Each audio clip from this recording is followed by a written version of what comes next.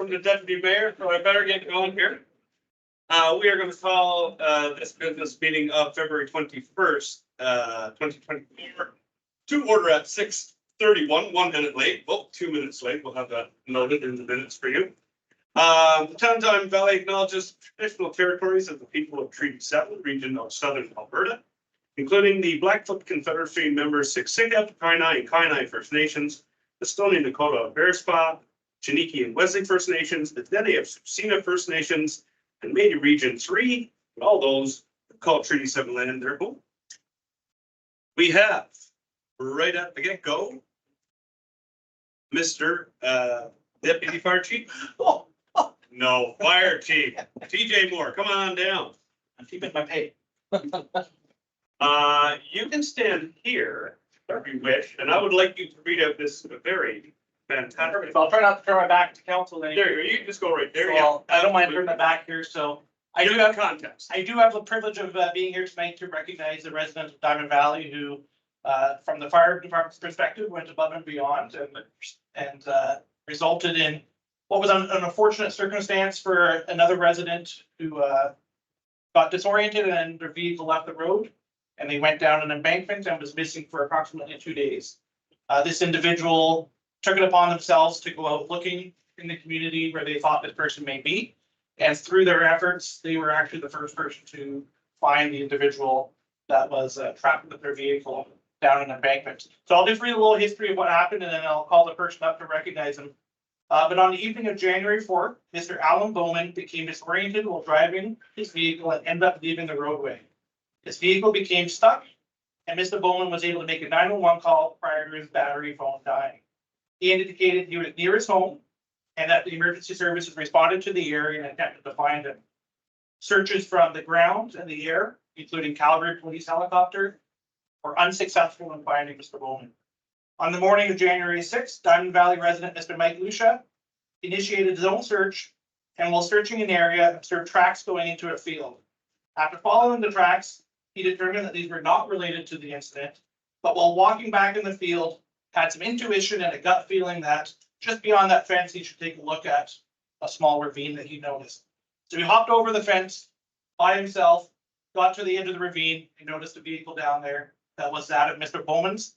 Went down, found Mr. Bowman with his vehicle, called for emergency services, and then stuck around to assist with getting Mr. Bowman up the large ravine.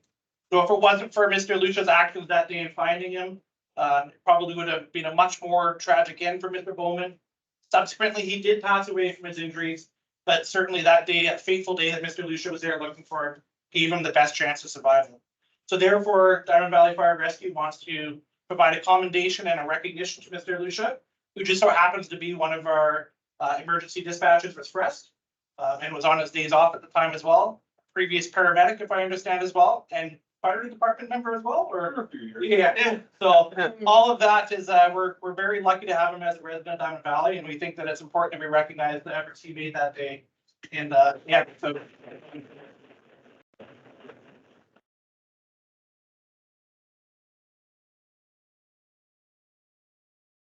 I know anyone wants to come around to help present this, or Sure will.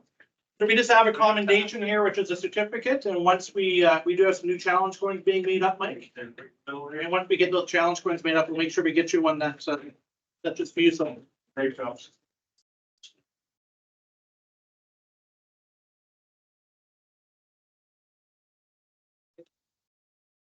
Thank you very much. So,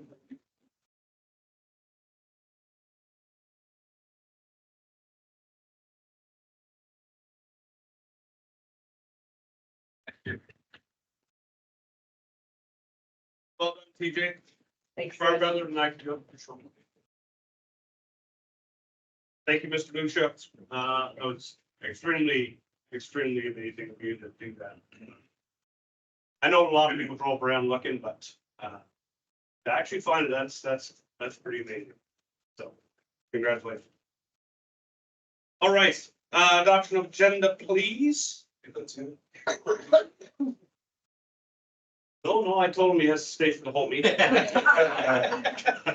We already had that joke prior to you. Okay. She said if any of us want her vote, she gets to leave, That's right? right.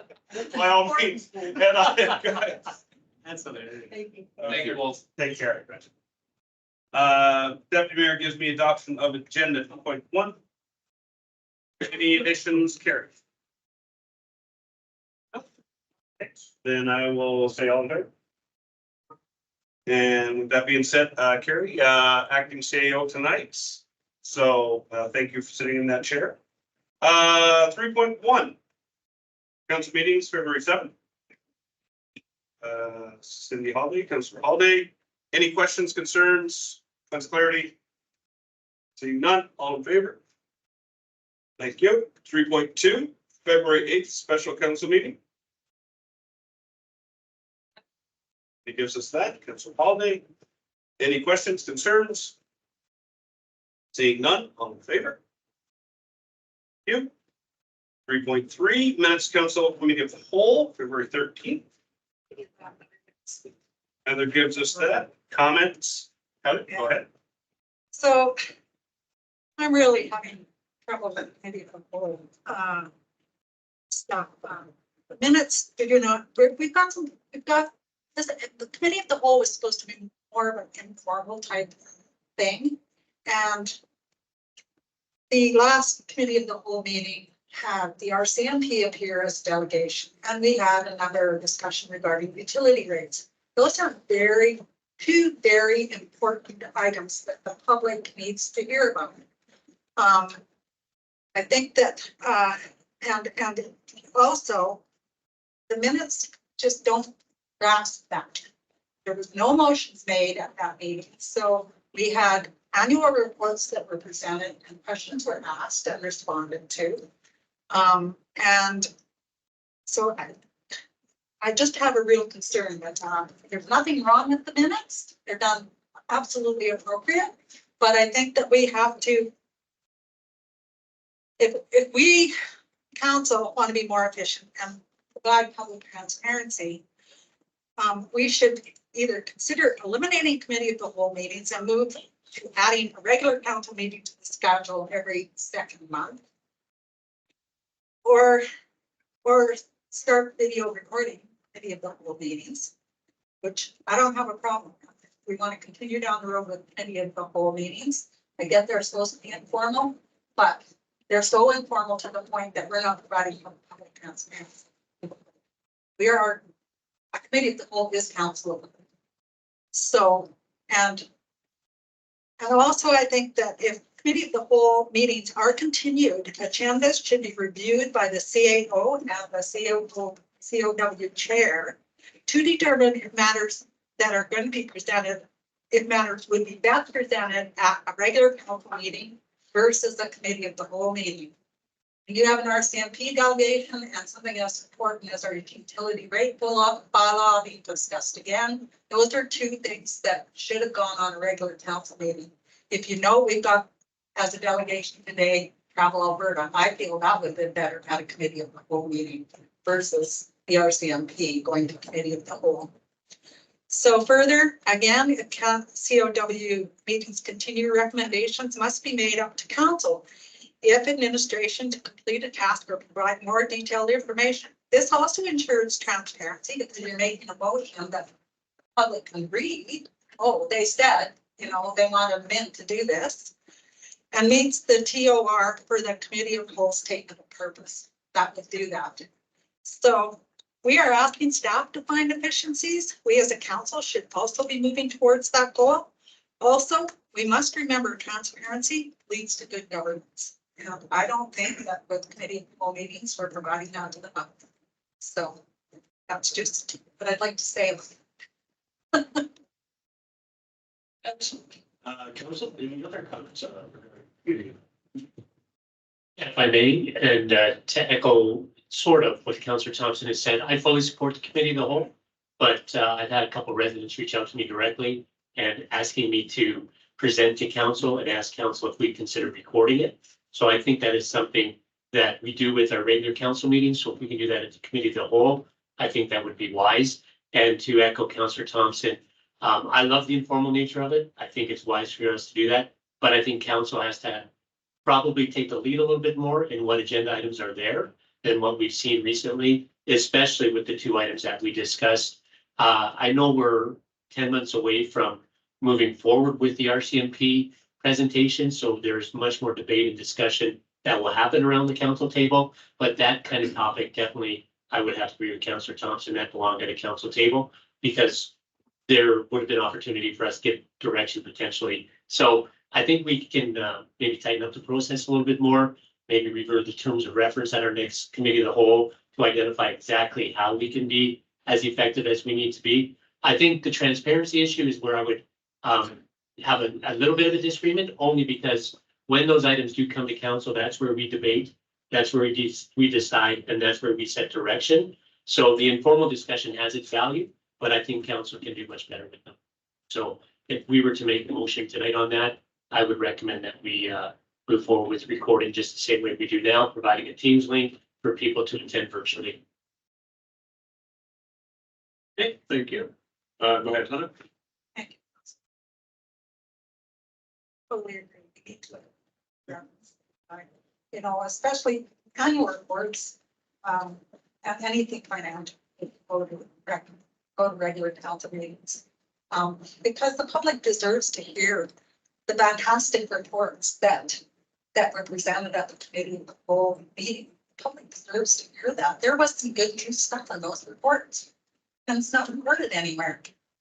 And so I think that it's really important that we need works back to video recording, or we never did video record committee of the whole, but it is basically public enough. I think, you know, our quarterly financial reports, for instance, need to maybe be presented at the committee of the whole, but they need to be recommended back up to council so the public can see them. So there's a lot to talk about. Thank you for your motion, but we should probably vote on the minutes first. Give a motion, yeah, but if we need to, but here's a motion to be made. Yeah, thanks, Molly. Yeah, I think as a new CAO starts, I think that this discussion could be better addressed then as we kind of find a new working relationship. I wondered last night, we're in the Municipal Planning Commission making quite important decisions for the community, that also should be recorded. So I think we should look at both. And for me, I like the snow discussion before. The whole point for me for committee of the whole was if we need to learn something and ask a bazillion little tiny questions, there's no room for that in a council agenda because they're already so full. So it's more just, you know, Craig's looking at snow clearing, he comes and asks us a bunch of questions, so he knows so he's not doing extra work. You know, like that's just an example, or any of bylaws and policies, which we've been through a lot with amalgamation, like to do little detailed stuff, but they need to be way shorter and more focused on a working matter versus accepting reports and having presentations. I think it should be more of a working committee. So that's my thoughts, but I would be happy just to, let's wait until we have a new CEO in the chair and we find a group. Yeah, I think just to wrap it up here and move on, we can definitely at our next merge Cal review terms of reference. Recording, I have no problem recording. I think all committees, if we're making decisions for the public, all committees should be recorded, including NPC, which is probably the most important. But we can definitely talk about that in March and get that wrapped up easy enough. I found that our last one lacked a certain amount of value to me. So we have a big conversation to have around how we proceed with our CABs, committee of the wholes. So anyway, I think that's what we can do, easy enough. And every point made here tonight is exactly why we need to have that big discussion. But we definitely need to have our new CAO who starts March 1st in the room to hear all that information as well and understand where we're coming from. So okay, so I have a motion to adopt the minutes 3.3, I do believe, is the one in front of us. Yes, thank you, by Councillor Thompson. All in favor? I will entertain a motion right now to record the cows. Okay, yeah, so I'll make just a recommendation, council directs administration to provide a recording for the cows and a Teams link in a similar fashion that we do to our regular meeting. Perfect. Any questions, comments? Good, all in favor? Oh, yep, Did we also include a review for council reference at our county meeting in March? that will be an agenda. So it'll be a motion, just record it. And then it will be Okay. an agenda, that'll be the topic, TORs. I don't mind putting it as a motion, just to make sure we're getting it on there so that it's ready for March. So I'll accept that as a friendly motion amendment and to include a review of the terms of reference in our next county committee of the whole meeting. There you go. Good. Okay, all in favor?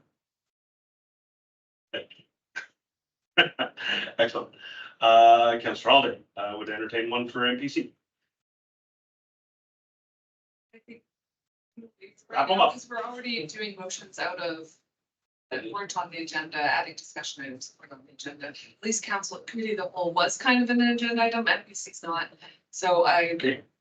I'll deal with that. Okay, we should put that on the next one.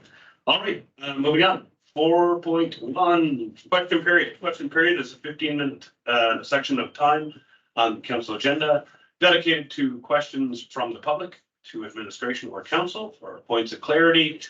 You can ask any question you want. You can email, you can phone, you can send a text message to your councilors, however you wish to communicate. We will take it.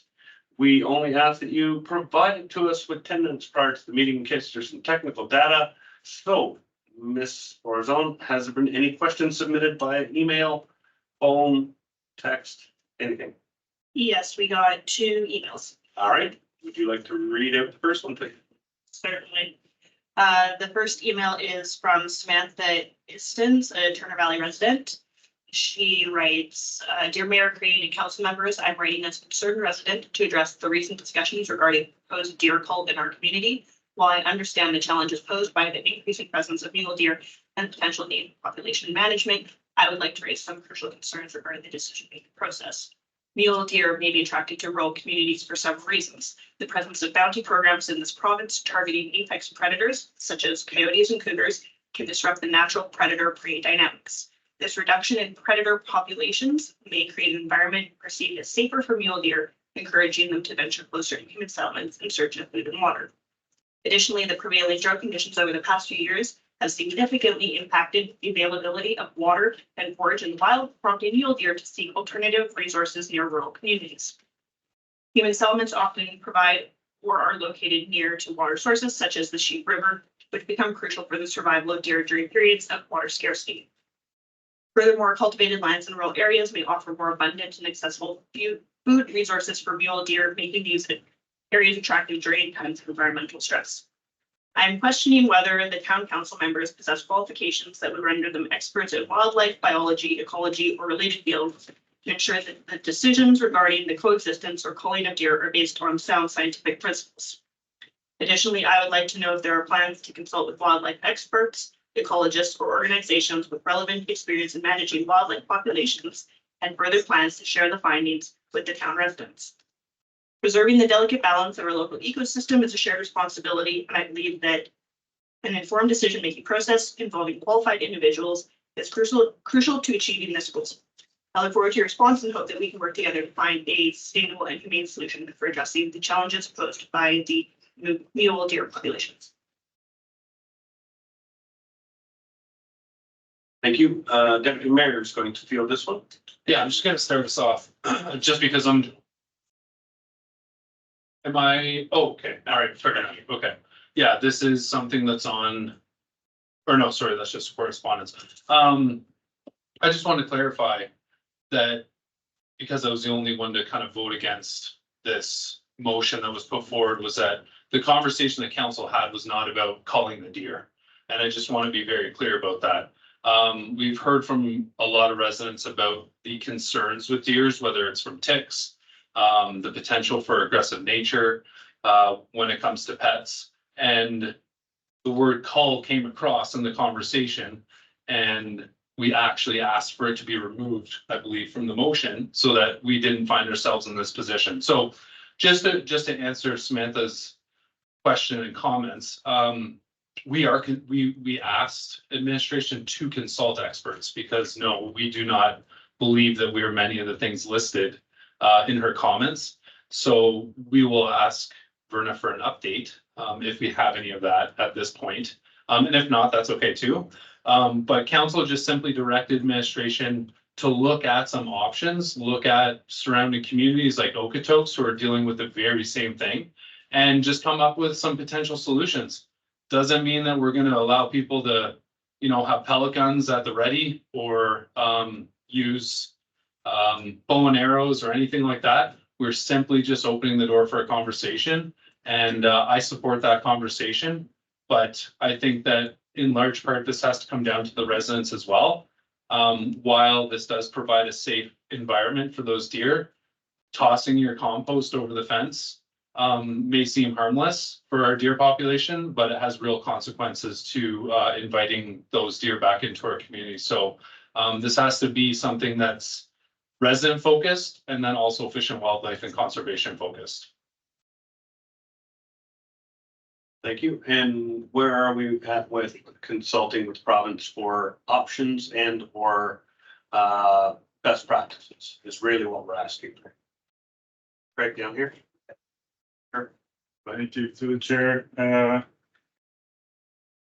It's an interesting subject. It's one that's concerning not just our municipality or Okotoks. It's one that's concerning many municipalities around the province. Several months ago, in probably last September, there's a large group of municipalities that started discussing this problem. And we have since formed a conflict wildlife collaborative for the Calgary area. And we are going to have our next meeting next week. This collaborative includes the town of Okotoks, Diamond Valley, Cochrane, Canmore, MD of Bighorn, Airdrie, Calgary, Chestermere, Rocky View County, Wheatland County. So this goes on. So we're having a collaborative conversation around ideas, more of a think tank and a process. We do have officials from the government there, so we are looking forward to working together to find a solution that might be less dramatic than calling units. Thank you. All right. Moving on. Second question, please. We received a second email from Wendy Irwin. Thank you for providing direction for question period. If possible, I'd like to ask 2 questions, both regarding the same topic. I'm going to read it and then I'm going to read a second email in short succession for context. What is the process for changing home addresses within the town? And in reference to discussion introduced at the last council meeting regarding the deer population, what would be council's intended next steps or courses of action to address that? Thank you for your time. And then we received follow-up that the first question was in jest, because I would like to change my address to 311 Deerfoot Trail due to the heavy traffic of deer. This is my property on a nightly basis. So sorry. And I agree because a lot of humor councils. That's pretty good. That's funny. We do have Wendy's correspondence attached at the end of the council meeting here. So I believe that would be that. I think Same. Yeah, exactly. Yeah. So that's fine. Go ahead, Councilor Gordon. Yeah, only because it's such a hot button topic. I wonder if we should make a recommendation to have a quarterly report from Craig to give us an update on that. I don't know if quarterly is sufficient, but it was great. It was after the fact that we had the administrative inquiry that we found out that Craig was already in contact about the wildlife management. I think that's a huge move. I'm not a hunter, but I've been reading articles in the southern Alberta, southern BC region where they have found chronic wasting disease. Just in the BC region about 2 weeks ago, one was in an elk, one was in a mule deer, and that is drastic. And in that article, they reference studies that show that chronic wasting disease proliferates in the urban deer population. That's a major concern that I think has to be part of this issue. And I'm sure The committee that Craig is working on, that task force, will give us those updates. So if possible, just make a note, Craig, that we'd like to hear regular updates on that, please. If she's coming out, yeah, maybe I'll make that as she's coming out. It's a great motion. Go ahead, Council Holiday. Are we addressing Wendy's later on, or should I ask a question about deer now? I think go ahead now, because Okay. correspondence, we just accept that, so go ahead. I am wondering about the bird feeders. Yeah. Issue. Because like she said, aren't deer or aren't birds wildlife too? Like if we were saying no feeding wildlife, but we're feeding birds, do you know? So Yes. I moved into a house that the person before had fed the birds, and I felt very sorry for him because I don't. So just curious. Yes, thank you for the question. Through the chair. I did pull directly from the Alberta Wildlife website, and there is nothing stating that you can't feed birds. They recommend not feeding birds because it does attract other potential hazardous scenarios. However, the Alberta Wildlife website does not. So you cannot feed birds, they just recommend it. Right, sorry to clarify, is that going to be a problem with stuff falling from those feeders and deer? Is that an attractant? Oh, absolutely, 100%. Okay.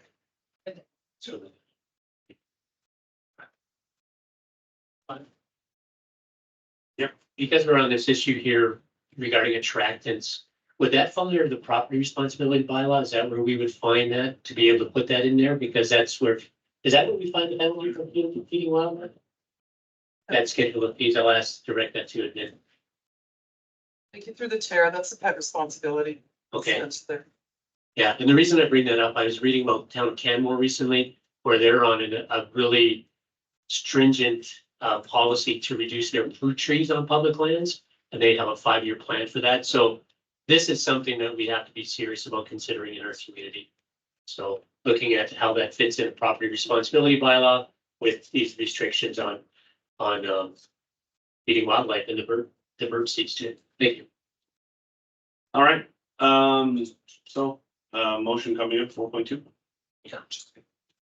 Yeah, just a motion that council asks administration to provide I'll just use the word regular, Craig, whatever cadence that works for you best, to provide a report on the Conflict Wildlife Collaborative and what actions we may need to take.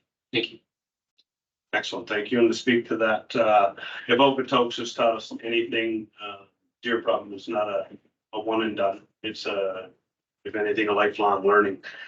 They've been at it for a dozen years easily with the task force in place and are yet to have any solution whatsoever, other than we got a couple of designs of higher fences.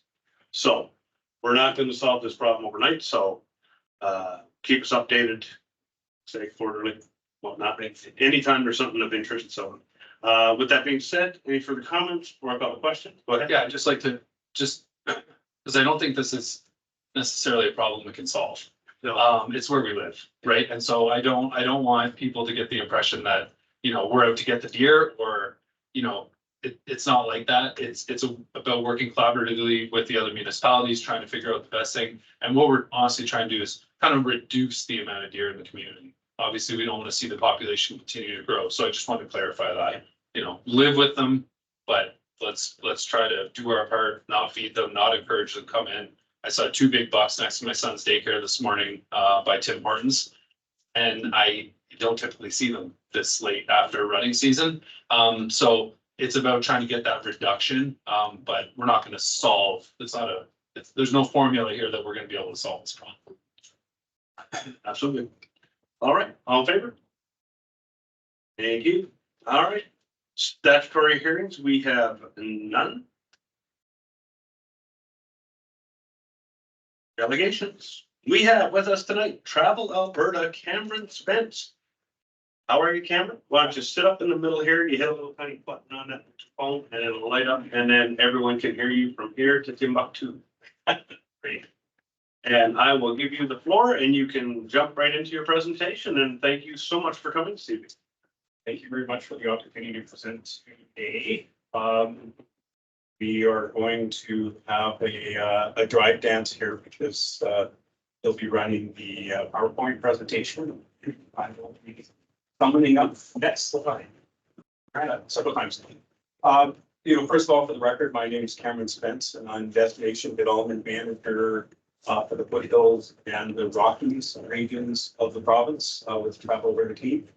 And for those wondering what a Travel Alberta is, we are an agency within the government of Alberta that oversees destination management for the province. It was established as a Crown corporation in 2009, and we work under the authority of the Travel Alberta Act within the Ministry of Tourism and Sport. Next slide, please. So what I'm going to do tonight is I'm going to first touch on Travel Alberta's overall strategic direction, why we're doing this.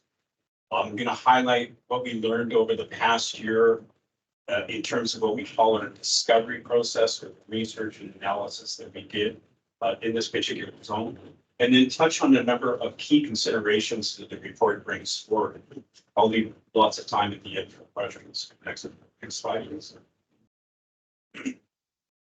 So the purpose of this report is to inform and identify specific actions that Travel Alberta, Government of Alberta, and the communities within the foothills tourism development zone can take in terms of the design of a comprehensive destination development plan. So the report itself is not a plan, but it's a precursor. Next slide, please. So the discovery report aligns the tourism development ambitions from local stakeholders and communities that we heard through the process with the province's goal to double tourism revenues by 2035. And to emphasize, that's doubling tourism revenues, not doubling tourism visitation. It's a bold goal set by Travel Alberta, and to successfully achieve it, we're going to have to address some complex challenges across many different parts of government and with communities, working under resource constraints and competing with better funded destinations here in abroad. To succeed, we're going to have to think differently. Next slide, please. We cannot achieve a goal of $25 billion in expenditures by 2035 by targeting the same people going to the same places during the same seasons. We're going to need to think differently. And there's a couple of key dynamics that right up front requires new thinking. First of all, in Alberta, we have what's called a regional compression of visitation and expenditures into the 5 legacy destinations across the province, which are Calgary, Edmonton, and the communities within the Rockies. And these legacy destinations have historically been the focus of Travel Alberta's promotional efforts. The second dynamic is that the majority of tourism activity that occurs in the province is squashed into the summer months. Now, arguably, this is a Canadian challenge. In Canada, you see a seasonal compression occurring right across the country. And as we move forward, our goal won't succeed in terms of achieving the goal of $25 billion in tourism revenues unless we start to think differently and figure out what this means as a province. So central to our success, I'm sorry, I'm forgetting my cue. Next slide, please.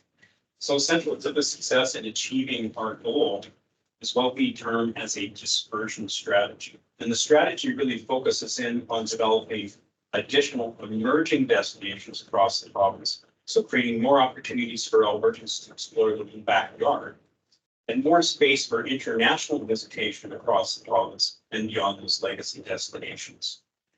Also, the strategy helps us attack or mitigate a serious challenge, which is called Alberta's traveler deficit. And the Alberta traveler deficit defined is that Albertans are spending more money outside of the province of Alberta as other provincial residents are spending money in Alberta. Challenge is that we need to mitigate that and have more of those dollars staying in the province. And we estimate that these emerging destinations across the province represent billions of dollars in potential revenue through to 2035, and that's the analysis that we've done. And this translates into economic benefits and job creation in communities around the province. Next slide, please. So the destination discovery efforts have now occurred across the province in 10 tourism development zones. And one of those zones is called the Foothills Zone. And it is a specific zone that we chose along with those 9 other zones based on a number of parameters.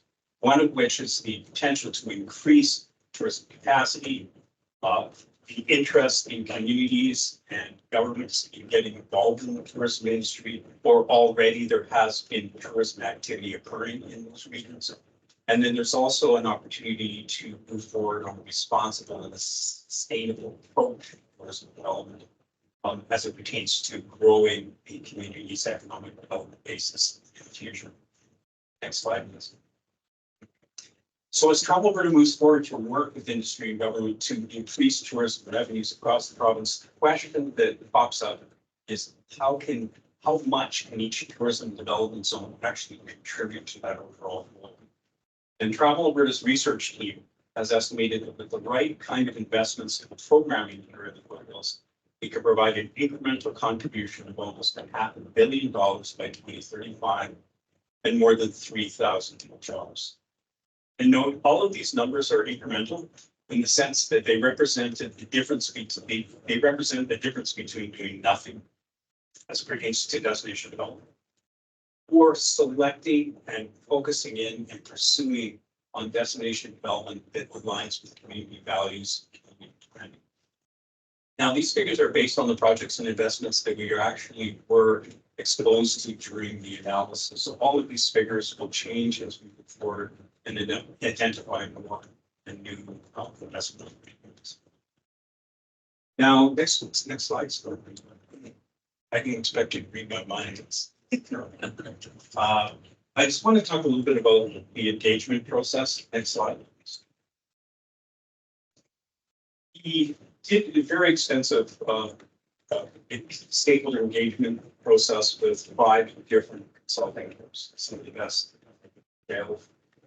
And the whole essence of our approach here was to really understand what communities felt was the opportunities as it pertains to the destination. So through several months of engagement across the zone, we included visits to 6 key communities: Bragg Creek, Diamond Valley, Okotoks, High River, Nanton, and Longview. We did visits to proposed investment sites, meetings with over 200 industry partners and members of local government, and one-on-one interviews with business operators and communities. Next slide, please. We recognize that there are several Indigenous communities and operators in the designated zone who are very excited about developing tourism. And in an effort not to speak on behalf of those Indigenous partners, we will be waiting for Indigenous engagement to occur, which we're doing right now. And we're very excited about working with Indigenous Tourism Alberta and some chosen consulting groups to lead and create that shared space with our Indigenous partners. And what I'll be able to do is come back and talk to you about what those decisions and those moving forward looks like at a later date. Slide, please. So Sorry. No. Here you go. So what would it be here? So the destination discovery report for the foothills, it was certainly guided by a lot of enthusiastic participation. We did a number of stakeholder groups. We did one here in Diamond Valley. We did another one Granary. So we did Granary Road, and then we did one here at the distillery. Accordingly, the report really begins to unearth a number of key things. First of all, the current initiatives that were shared with us, future possibilities and aspirations, and then also it distills down to a number of strategic priorities within the report that allows to move forward and have a deeper conversation with each of the communities as it pertains to what tourism can look like. Next slide, please. So from our perspective and our observation, we see 3 overarching feedback and discovery themes that really emerge from the report. I have to get you to click these. There we go.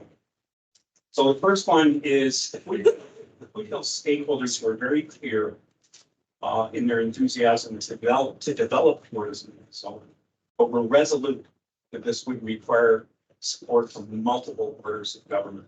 And along with this, we heard very clearly that there's an importance that tourism has to add to the natural, social, and cultural landscape of this area. Secondly,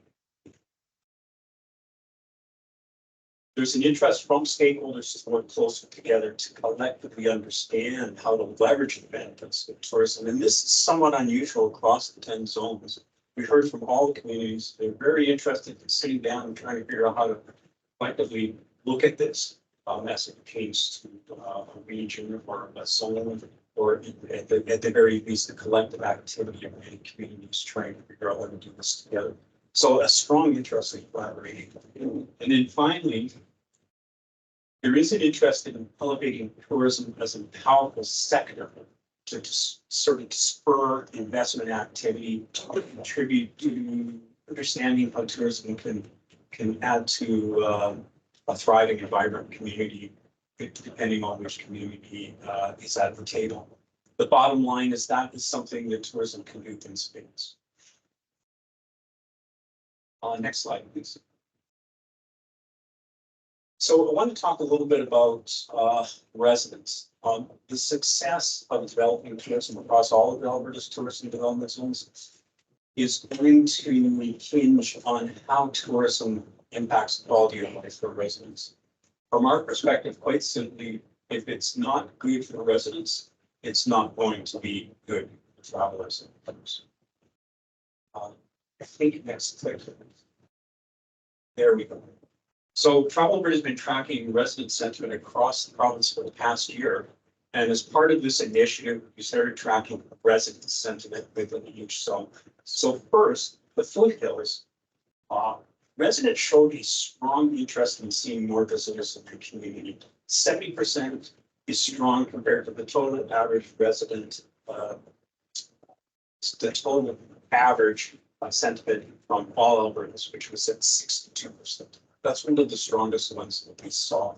And second piece of data. This one, interestingly, in contrast, is actually quite low compared to the Alberta average. 35% compared to 40% for Albertans. And what this really tells us is that there's more work to do in terms of ensuring people across this zone understand how tourism benefits them, and what the connection that tourism has to their business or their livelihood. And that's relatively common because tourism actually connects to many different sectors. It's not the same as actually deciding on having some sort of particular manufacturing plant or large business come into an area, which is easy to see and identify. Tourism actually connects to all of these different types of sectors that it's related to, whether it's transportation or retail or restaurant or accommodation. It has a sort of an effect, and sometimes people lose.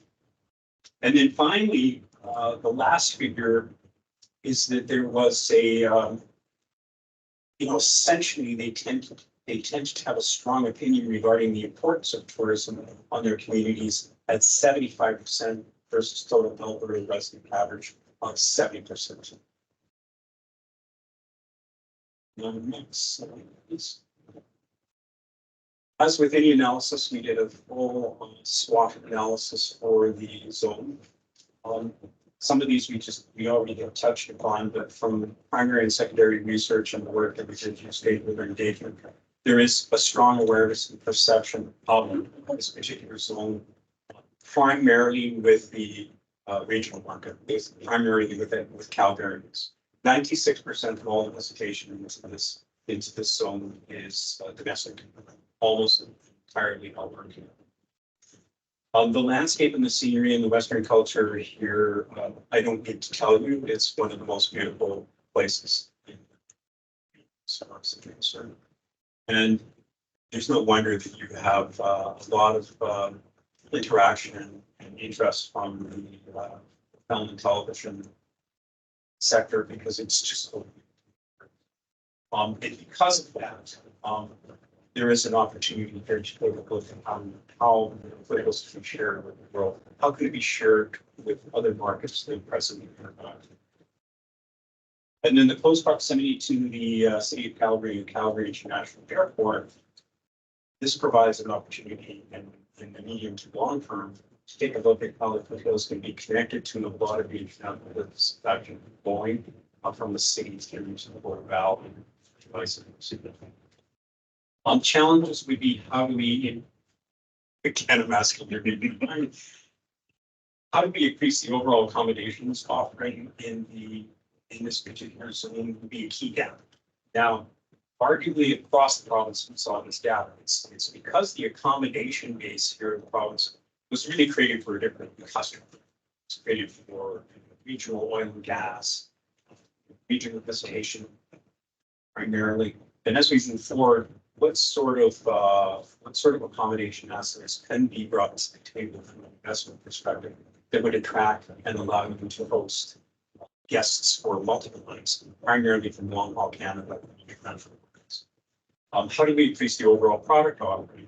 The one thing that we notice is a lot of natural assets, provincial assets, actually shut down in the fall and don't open until the springs. Are there opportunities where some of those assets can be operated on a year-round basis, which allows you to slowly take a look at how you can build more visitation during those lead seasons, during the time when your new businesses in the area actually want more business, and it's not as compressed as the summer season. How do we maintain and grow resident sentiment in support of tourism? What sort of communications, what sort of information do residents require for that? And how do we gain the support for creating an enabling environment for tourism entrepreneurs? Sometimes the capital barriers for entering into the tourism industry are relatively low.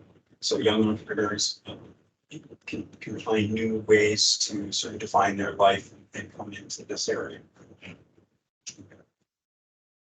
In terms of opportunity, as I mentioned, internationalization as an opportunity. How do we leverage that? The potential for connectivity with current international activity that's happening in the province. And as I mentioned to you before, there is a pretty interesting collaborative, a collaborative sense here in this particular zone that is quite unique compared to the other zones. Slide.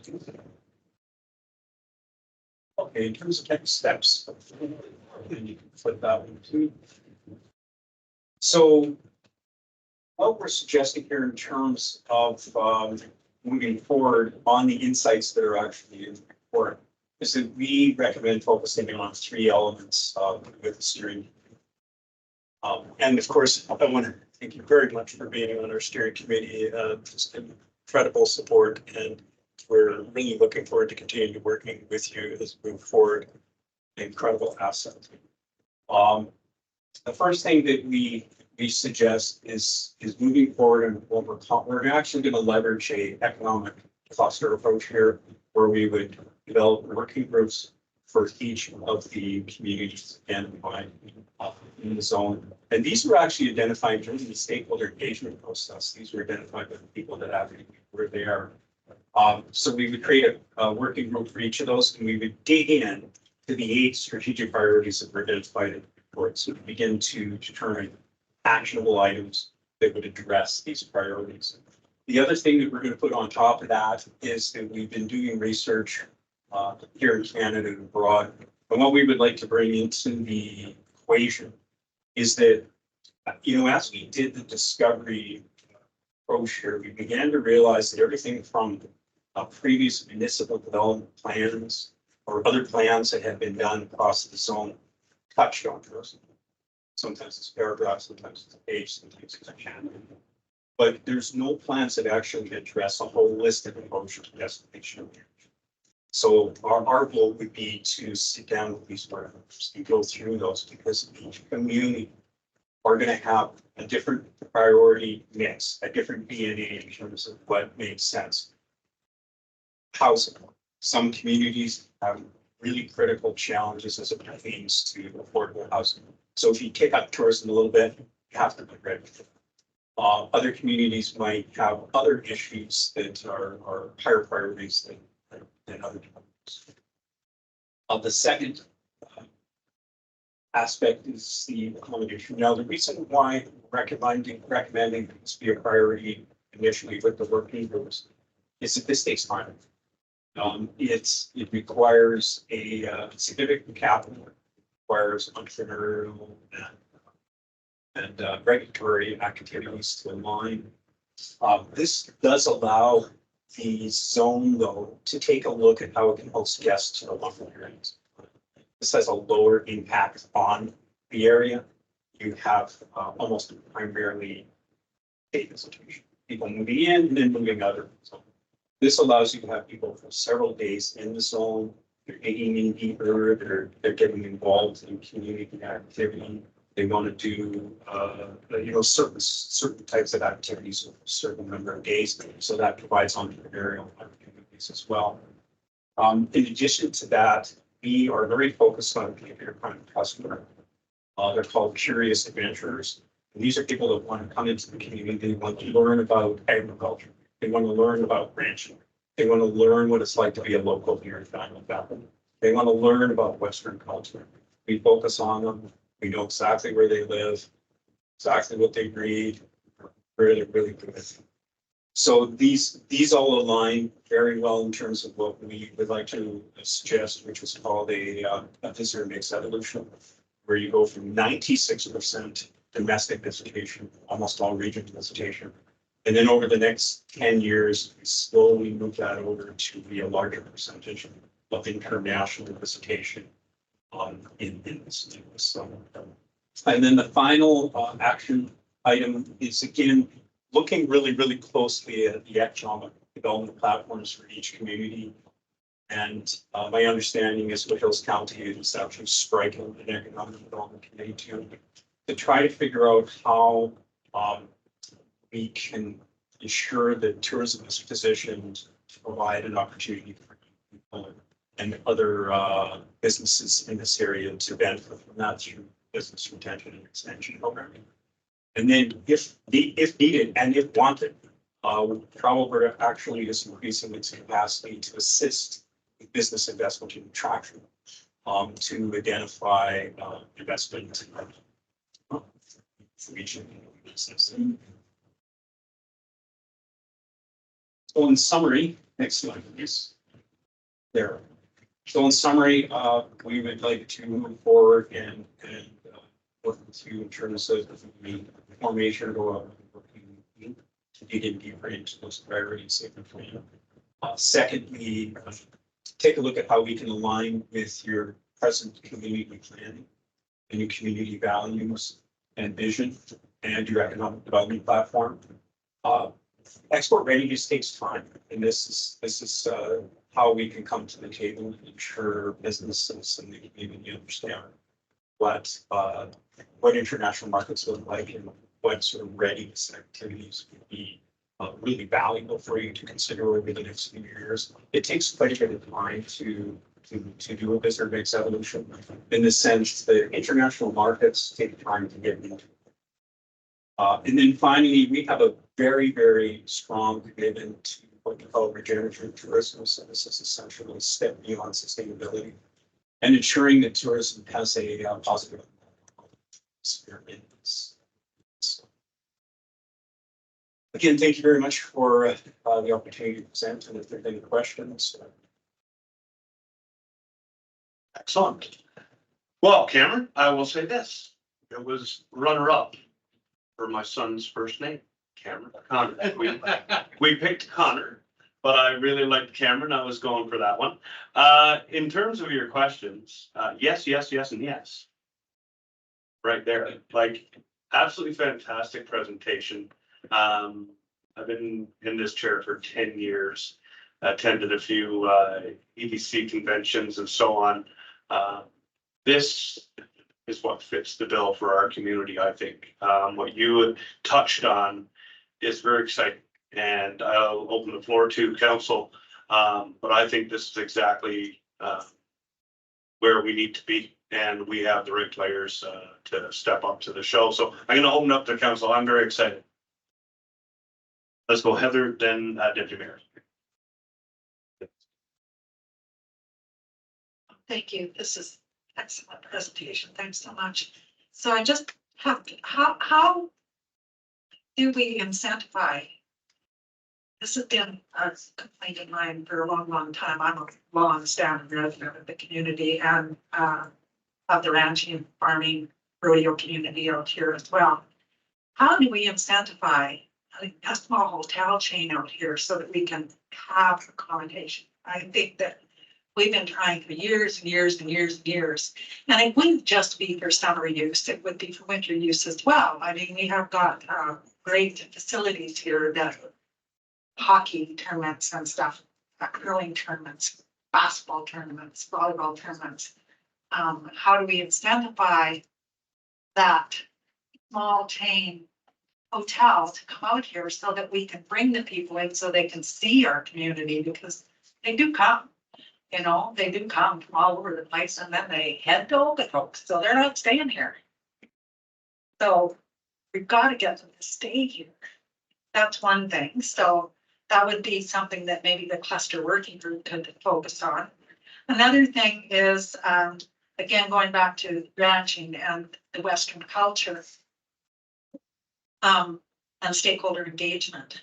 I know that one of the people that you've been involved with is Anchor D. But there's how do you incentivize ranchers and to become stakeholders and the Western kind of hospitality type thing. I was in Arizona this recently, and we went to a small town called Wickenburg. It's incredible, the Western culture, and it is, their entrance sign is they are the capital team roping community of the world.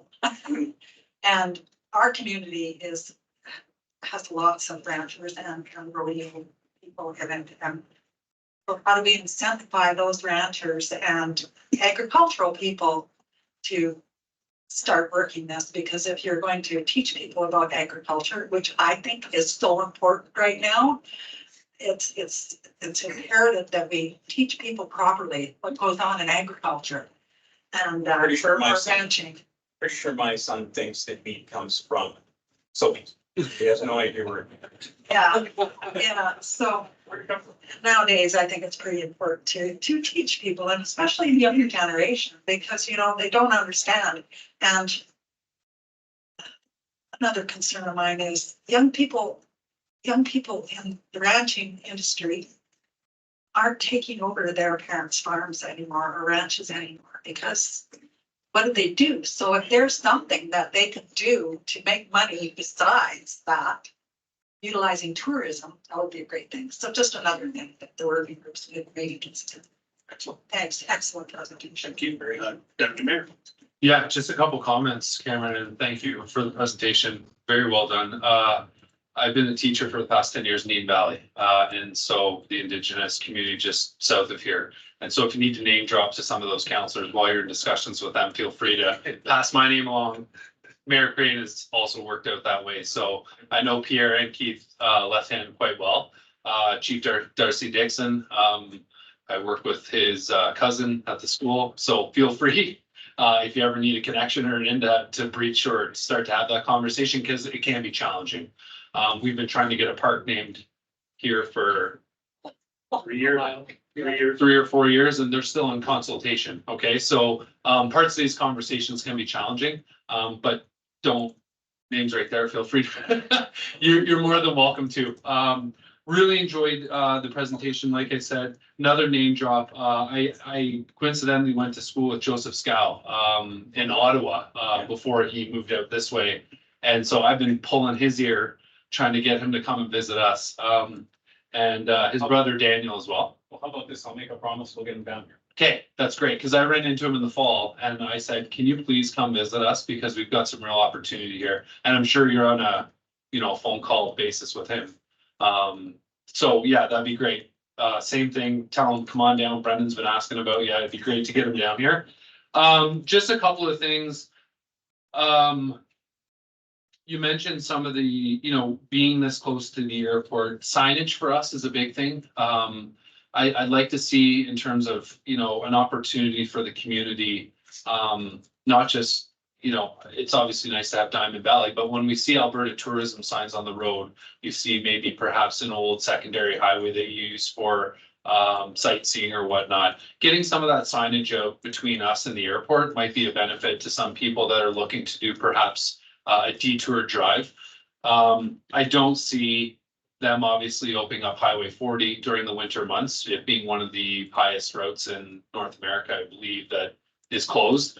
So that's not something that, but I mean, obviously, if that was open in the winter, we'd probably see more tourism driving through, because in the summer months, we see the bike cruise, the Corvette cruise, the Porsche cruise, drive from here to the casino, and they do that loop between Black Diamond, Longview, and the casino up by Morley. Yeah, I think those are some of my main things. I don't know if there's anything that you can speak to in terms of the K-Pass. Generated $11 million last year. I have spoke to some of our residents that kind of find that as a barrier, you know, to buy that annual K-Pass to travel. You know, we live 30 minutes away from K-Country, and yet we have to pay over $100 to go and visit during the daytime. I don't know if there's any opportunity for local residents to perhaps have an opportunity to go down there without doing that. But just some comments, and again, appreciate your time. Wonderful presentation. I'll be the first to say it. I'd love to volunteer myself to be on that committee, but I know that's going to be, a busy one. But yeah, thank you again for your time tonight, Cameron. Hazel, then John. Thank you again for your presentation. I was really quite surprised that on your list here for key provincial and national parks and historic sites, Turner Valley Gas Plant was listed. Why is that? Since it is both a provincial and a Canadian historic site. Yeah, thank you, I'll take note of that. The process that we did through the discovery reporting was we took 125-page report and adapted it down into just 21 pages. But I'll take note of that because it's come up in communities, and I'll get our group to take a look at that. Because I did reach out to a member of the Turner Valley Historical Society. And there was 1,200 visitors that went through the gas plant last year, which is a 20% increase over 2022. I think it needs to be recognized. It needs to be added to this list. It's just as important as the other ones that you listed. I fully agree. Thank you. Thank you. Jonathan. Yeah, well said, Hazel. I appreciate that. Excellent presentation, and thanks for bringing it forward. In the package that you provided us, your actual discovery report, not just the slide presentation, you highlighted the gaps being accommodation and restaurants in the community. So, question I have for you, I'm a local entrepreneur, hypothetically. I'd love to get into the restaurant business. I have some funds, but I need further supports. What has Tourism Alberta provided for funding? And what would be the mechanism for some of our entrepreneurs to access that? Yes, we offer it's Travel Alberta Investment Program. So it has 5 different funding streams. They're broken up into 2 categories. One is product development. So this would be the capitalization or providing capital for major assets, the renovation of specific assets. And then we also have another stream that's specific for entrepreneurs, businesses that have been in business for 6 months to 3 years.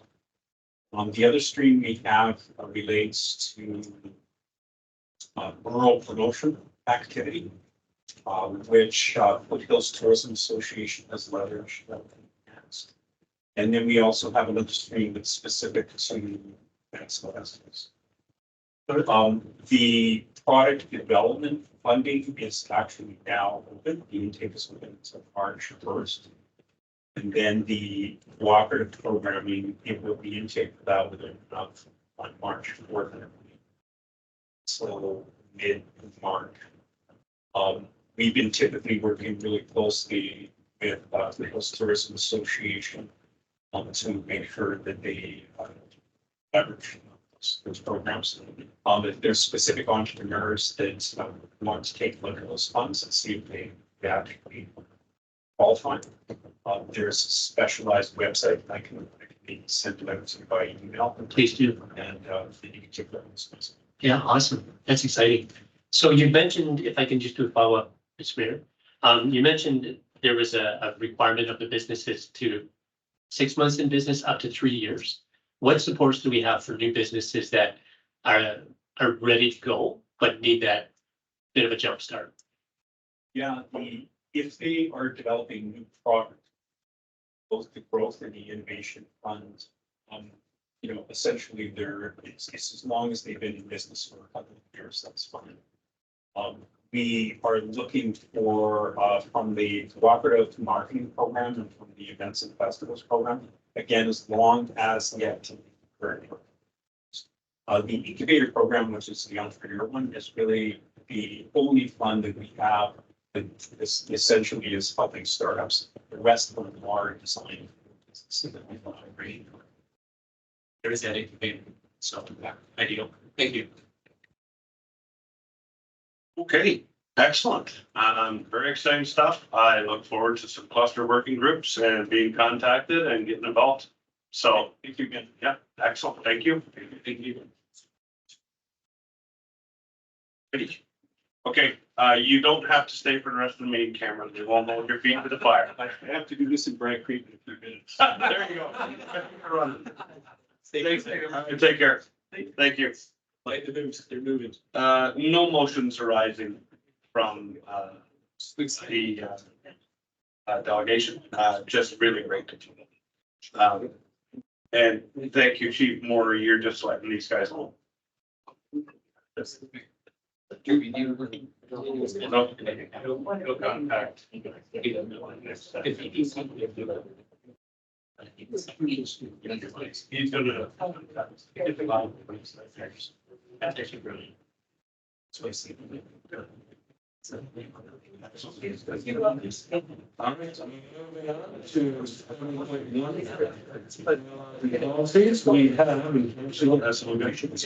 I was just addressing Chief Moore here, just letting these guys know that the presentation for Mike was already done. So that you guys arrived for that, and we'd already done it. I wanted to cut off the guy, but I was like, yeah, well, we'll have a time. So thank you for taking care of that for us. Perfect. I appreciate you coming in support of Mr. Lucia. Yes, that's the part. Yes. All right, we're gonna move on here. 7.1 bylaw 2024-51 LUVA or bylaw 21-1114. I'm not sure. Yeah. Ms. Florzo, I believe this one is yours to present. Yes, sir. Floor is yours. Bylaw 2024-51 amends the Town of Turner Valley Land Use Bylaw by adding a provision to allow the development authority to require payment of a performance security deposit before issuing a development permit for permitted use, and to clarify that a security deposit may be requested before issuance of any development permit. It would also allow a notice of decision to be sent via email versus regular mail, where an email would be provided on the application form.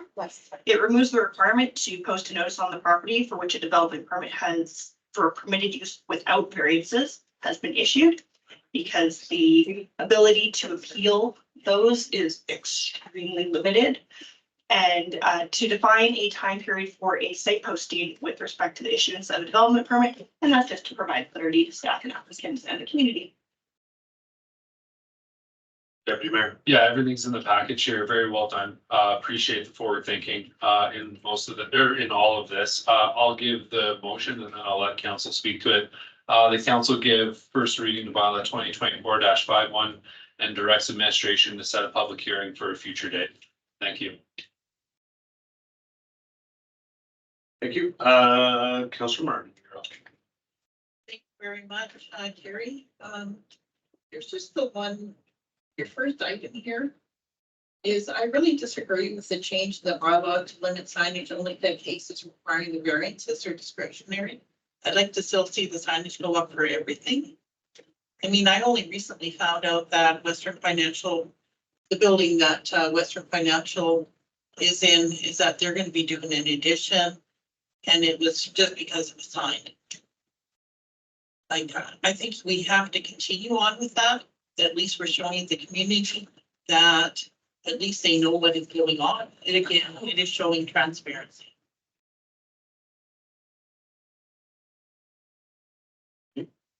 Just a statement.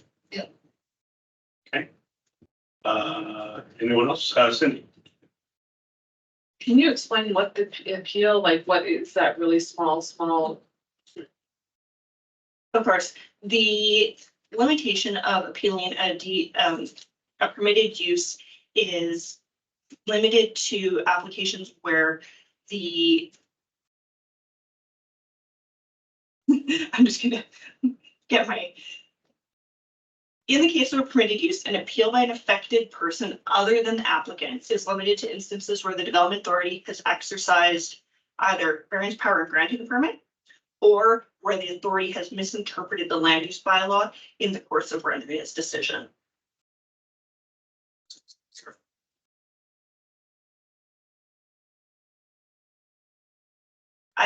If I may through the chair, there's also a difference in how each side of town currently deals with this. So this would be an anomaly that I've seen in industry, and it doesn't coincide with what we do under the Black Diamond land use bylaw.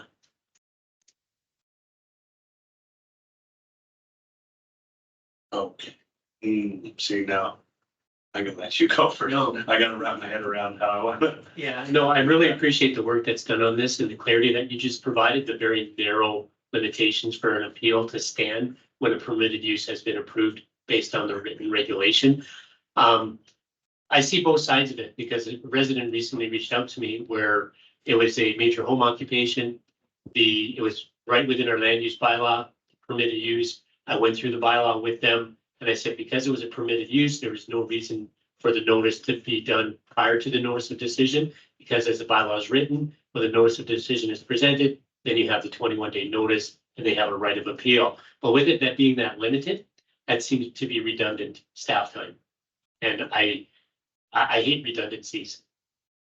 Let me just leave it at that. I'm good.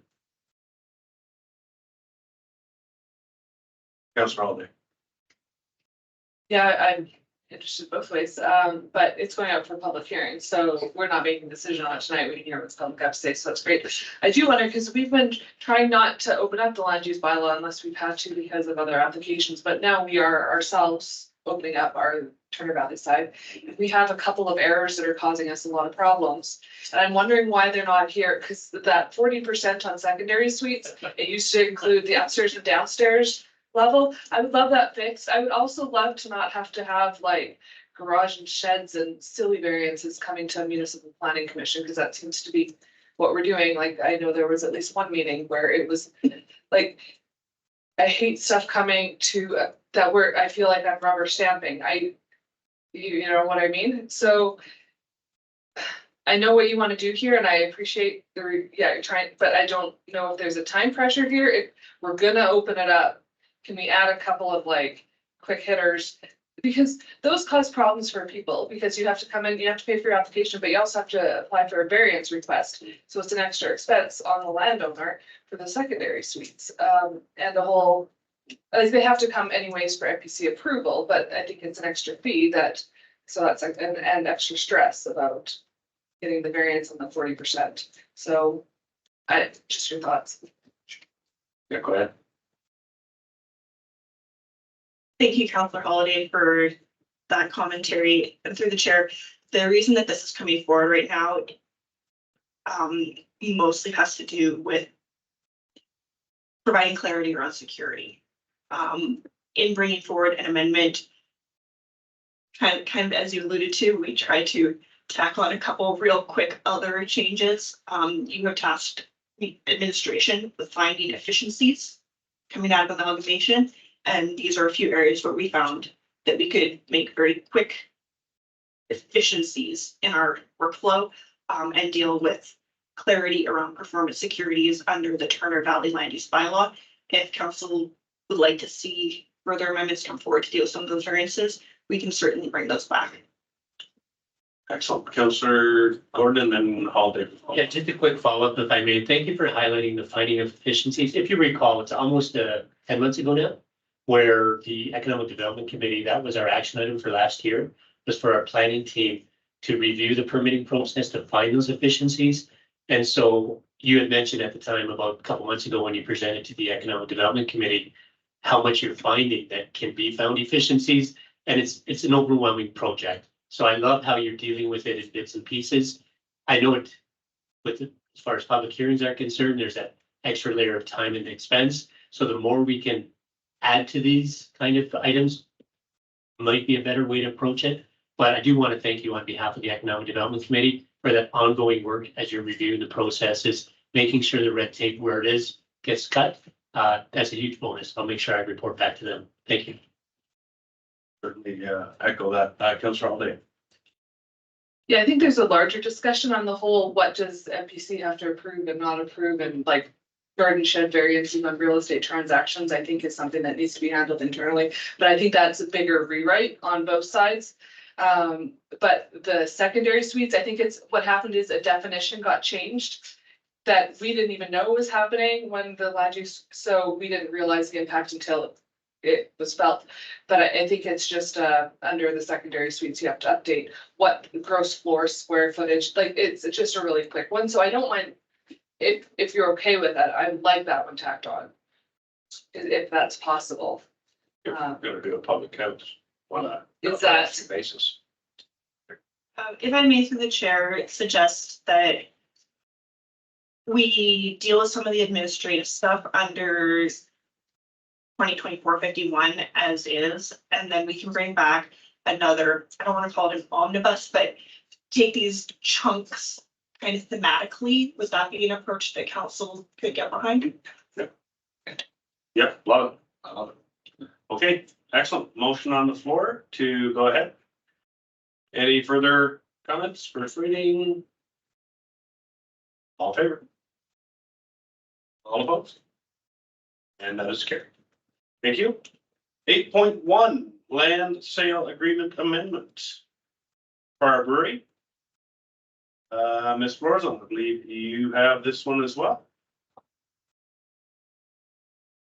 Through the mayor and council, Far Brewery is requesting a time extension on their purchase and sale agreement. I don't believe this comes as a surprise to any of you. We were very, very excited to have received a development permit application from them, but there have been some things in their business that have prevented them from moving forward. And you will see the amending agreement attached in the agenda. Jonathan? Yeah, thanks again for working on this. I know we brought this up in a discussion in a closed session with the applicant. And so bringing it forward, obviously you've been working with the applicant to find the timeline that works best for them. I will make the motion and speak to it very briefly. So I would recommend that council gives option 1 here, that council enters into the amending agreement to extend timelines to the original purchase and sale agreement with Browery Fire Incorporated per the attached amending agreement. And if I can speak to that very briefly, one of the challenges that is public knowledge in the craft brewing industry across Canada right now, there have been challenges with their resources, their revenue generation, and unfortunately, Jochen Far is not immune to those challenges. And I think this is a way to show the good faith that we have as he continues to provide employment in our community, one of our leading employers, to be honest with you. And the renown that he's building will only continue to help grow his business. So the support we can give him, showing in good faith as he moves forward. He has taken on great responsibility with the easements that were on the property, making sure those were taken care of, as well as the different studies. Those were all on his dime, and he's really elevated that property to a remarkable level. So I would definitely recommend that we move forward with council's option 1. Thank you. Comments, concerns? As mentioned, we've been debriefed on this one prior. I've had great conversation around it. just an extension for a business owner to keep on trucking. So if I see no further comment, thank you, Councillor Gordon, for the motion. All in favor? And that is carried. Please inform Mr. Farr his extension is granted. Planner roll, Ms. Florzone, 8.2. On the motion right now? Yes. Okay, good. Yes. Yeah, actually, I will take it because we know the pressures that are needed. Yeah, it's right there. Yeah. Right.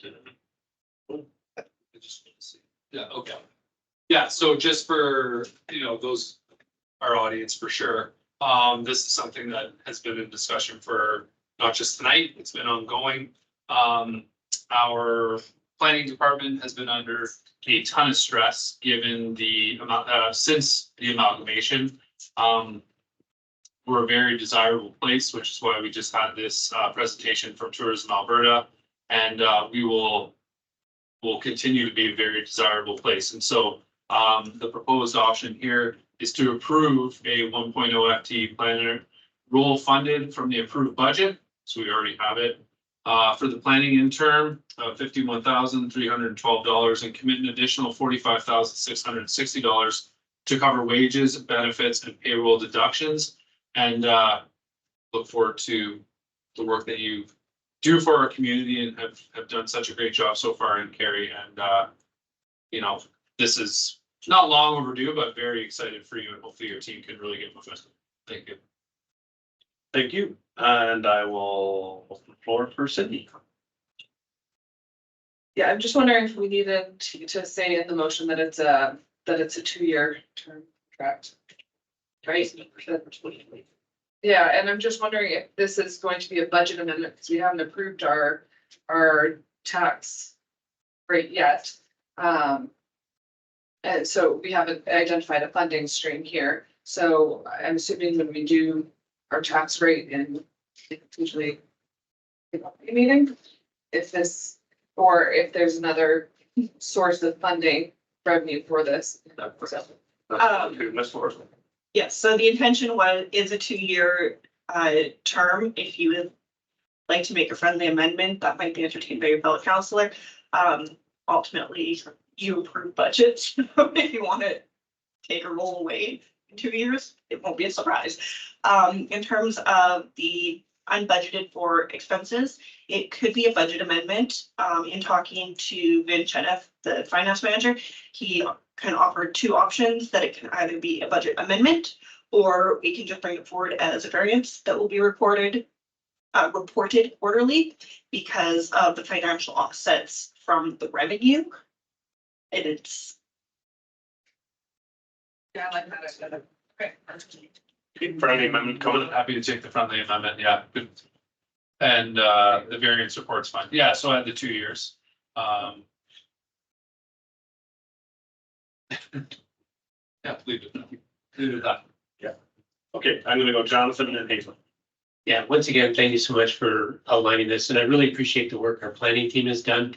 I've had a couple of developers reach out to me and they really appreciate the customer experience they're receiving, so keep that up. One thing I did ask our NPC before you joined us, I asked our previous planner in an NPC meeting last May, June, I think it was. Can you give us a comparison, maybe a 5-year average, what the communities were doing separately compared to what we realized in 2023? I know we have the 2023 numbers, but not just the subdivisions. I'm talking the overall court caseload that's been handled with. I don't know if you have that data on hand.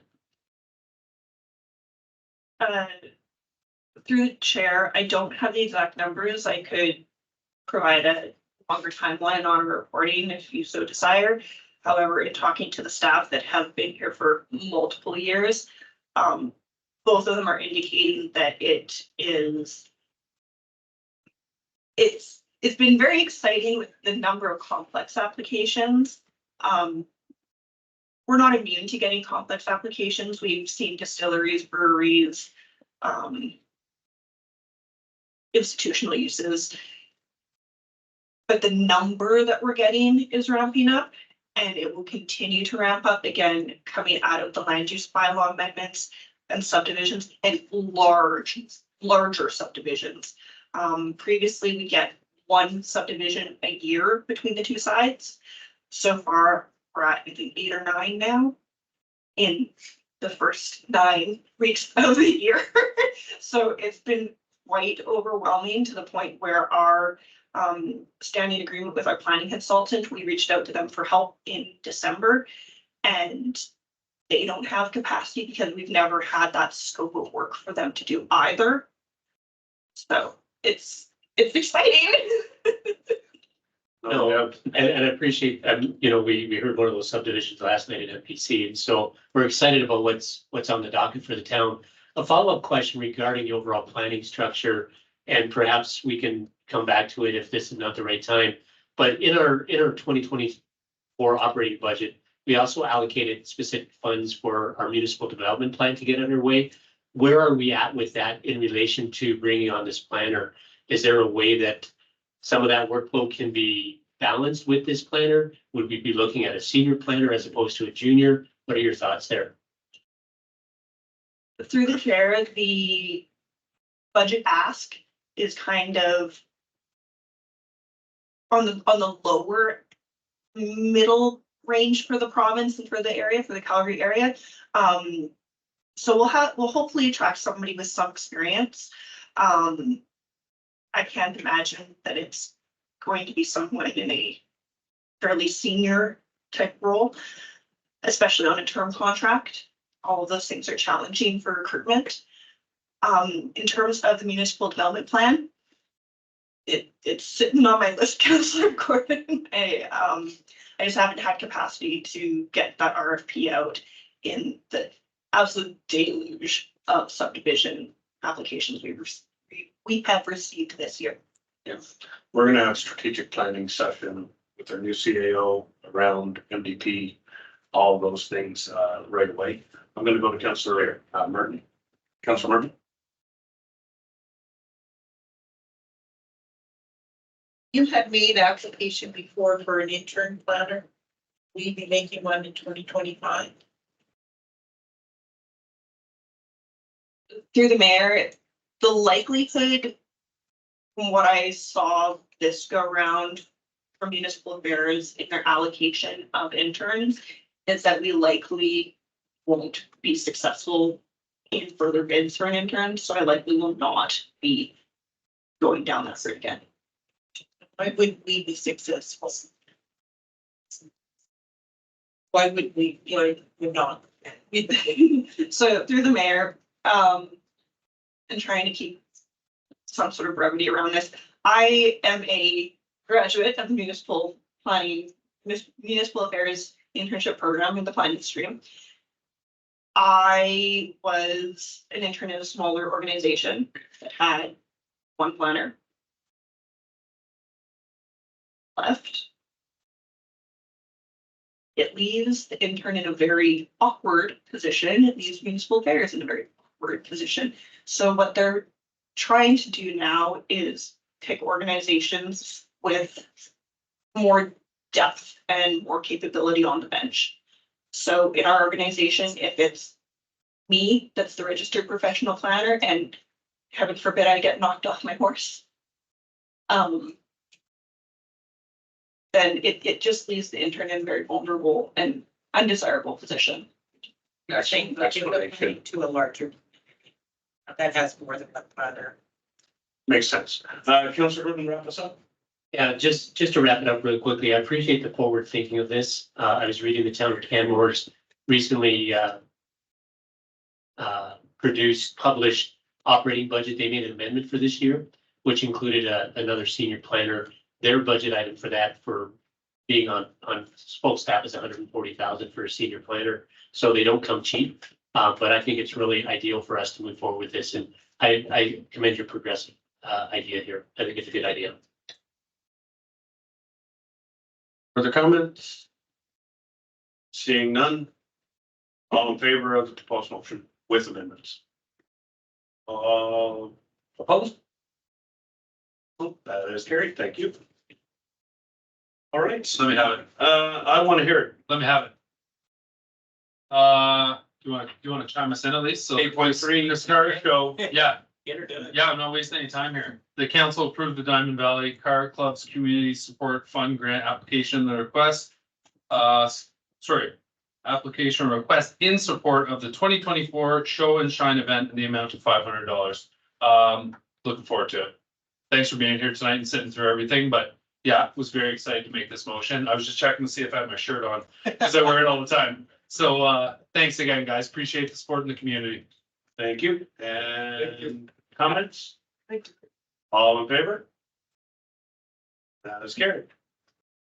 8.4, we have a resignation from Tarek Namir.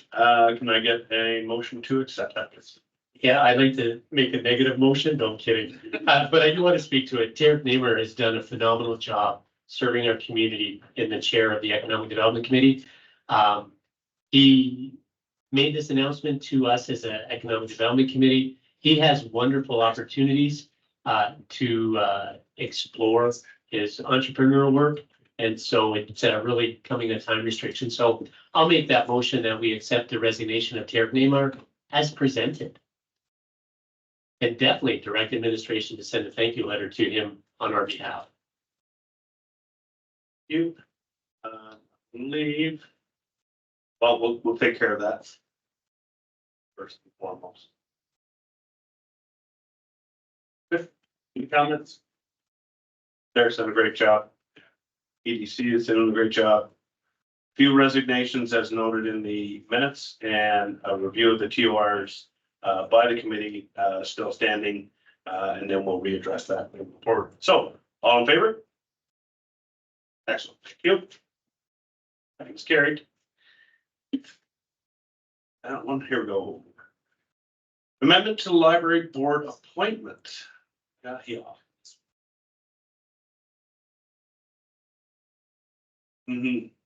Yeah. Who wants to speak to this? Yeah, no, just like, for quickly, just, debrief on what it is, specifically the red line type items that need to get here. Just they appointed two of us. Oh, that's it. Never mind. Yeah. Hazel. Yeah. Sorry.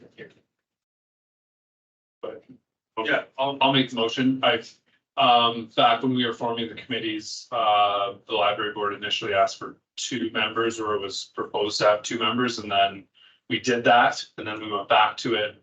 And we officially appointed Councillor Martin, but I assume we didn't get that cleaned up, and so that's what we're essentially doing here. Just go and Berna finalize it. Berna. Thank you. Just for clarity, the Libraries Act does require a very specific term appointment. It's the only one that does. And so I just suggested putting the actual term on the schedule that we adopt, and then we're covered by adopting the schedule. But if you prefer, you can make the motion. I'll update the schedule when it comes. Council adopt the amended council committee representation schedule as presented. Excellent. Any questions, comments, concerns? Are you sure we don't have to do 2 as well, like just to cover our bases? No, not 2 people. That we adopt the amended schedule, do they need a specific motion? As in written like number 2? Or you are sure that schedule, because it's so easy to make a motion.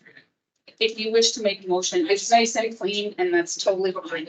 Yeah, either way is good. Yeah, I want to do both, just so, yeah, you don't have to waste time. So just amend it to say, So we've adopted it, but we're also going to say specifically that it's a. So let's do mine. Yeah, You yeah, this. that's fine, yeah. thank you, sir. Okay. All right, all in favor? That's carried. All right. The council appoint Councillor Hazel Martin to the Town of Diamond Valley Library Board effective October 20th, 2023, for a term expiring on October 31st, 2025.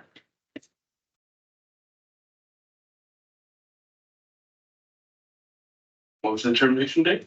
2025 motion. Just a year. Okay, thank you. Okay, excellent. All in favor? That's carried. Thank you.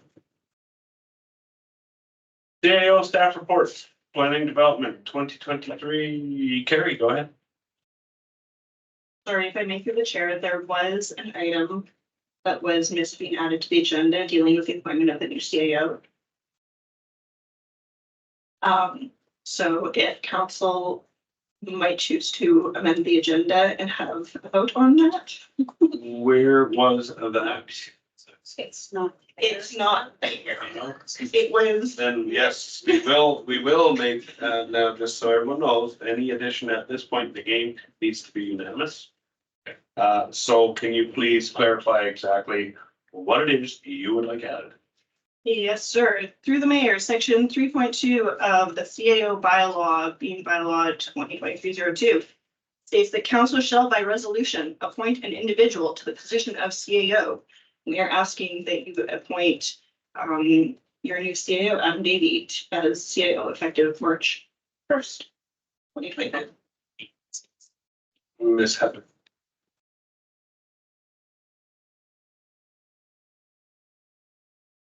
Excellent, thank you. 8.6, yeah. Right. Correct.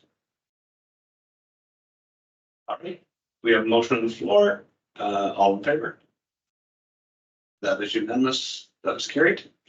And now we will go on to Do we need a vote? 8.6. Yes. Yeah. Okay. But now we actually, That's what I want to make. Yes. yeah, okay. Councilor Holiday,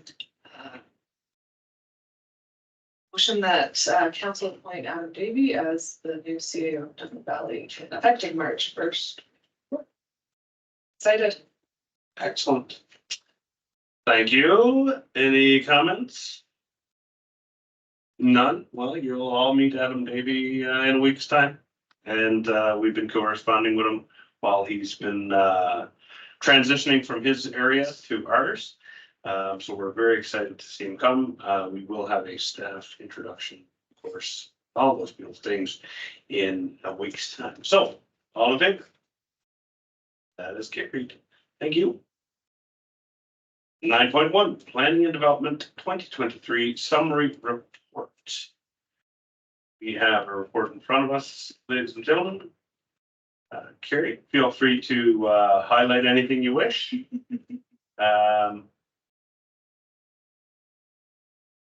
Pretty crazy. Heather, comments? I just say this is why we're hiring another planner. So great report. Thanks for all the information. Yeah. You are busy. If I may through the mayor, and it didn't make it into the final draft of this, I reached out to Okotoks to get some of their statistics. They have just shy of a dozen staff, I think, in their planning department. And in terms of applications, minus certificates of compliance, which they have. Not that far off.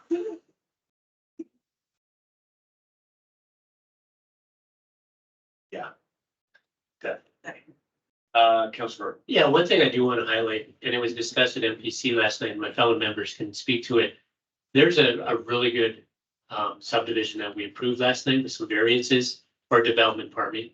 And I don't know all the ins and outs of it, but looking at the way that our planning team worked with the developer, there was a lot of progressive thought put into it. There's diverse housing options being presented. And that is something that our community needs, making housing a little bit more attainable. As you've heard me say before, I'm not a huge fan of using the word affordability because that's such a goalpost that moves consistently. But I do want to thank those who are directly involved in that. And Carrie, if you could extend our thanks to them, because it was very clear in the presentation that the work had been done alongside of the developer and to come forward with some excellent choices for our community. So I just want to thank you for that. Excellent work all around. Did we get a motion to? Do we need legal motion? I don't think so. We can just accept all staff reports at the end. So anyone, any more comments on this one? My comment is, we just approved enough for an intern. Maybe planner. Not go for a little bit bigger, like someone on the level with you. If we're gonna be this busy, I'm just wondering, I mean, because it's a small amount of money to go to that 140 level as was referenced.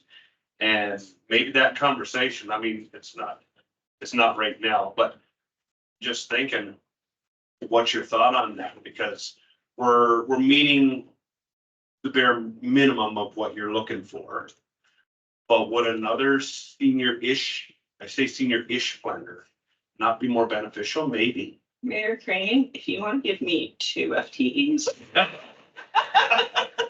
I'm get not carried gonna away turn you down. Just let her know what she wants. Yeah.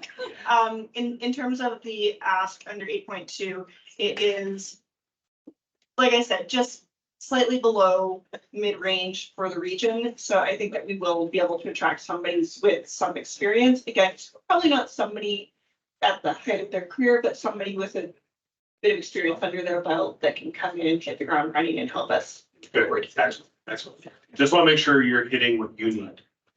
Because as we've seen, and as you know, we are growing and we're getting lots of interest. And this is what we've always been saying we're planning for. And we're actually ahead of the game at this point with you at the helm, in meeting that need. So this is fantastic news that we're getting there, at the right times. Okay, moving on then. Thank you for the report. 9.2, Water Conservation Plan preparing Level 5 Alberta Environment and Protected Areas Directive. Verna? Or Carrie? Sure, go ahead again.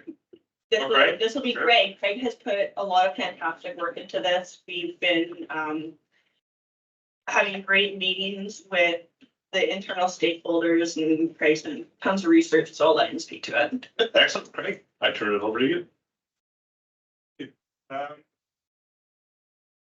So last year, 2023, Alberta Environment reached out to all municipalities, reminding us of a level 4 drought measure that we're currently in.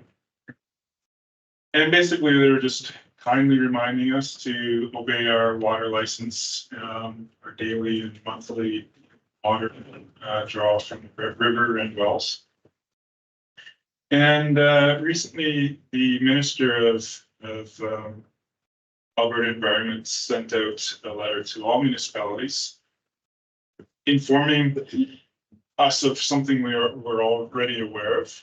We are in a major drought scenario, and there's fears that if we don't receive enough snowpack for this year, there's a likelihood that we're going to go into a stage 5 drought measures province-wide, not just southern Alberta, not just our region, province-wide. And so that would certainly trigger some restrictions under the Water Act, and the province would form a drought command team. That drought command team will reach out to those municipalities and technically inform all license holders, all municipalities, what we shall and shall not do. However, in the meantime, we feel that there's plenty that our municipalities should be doing in the meantime to educate not only our residents, but take measures to start some planning and measures to start managing our water resources. And essentially, that's what this report is about. I'd like to point out that there's four initiatives or 4 items from the minister himself, identifying areas that we must concentrate on around municipalities and water license holders.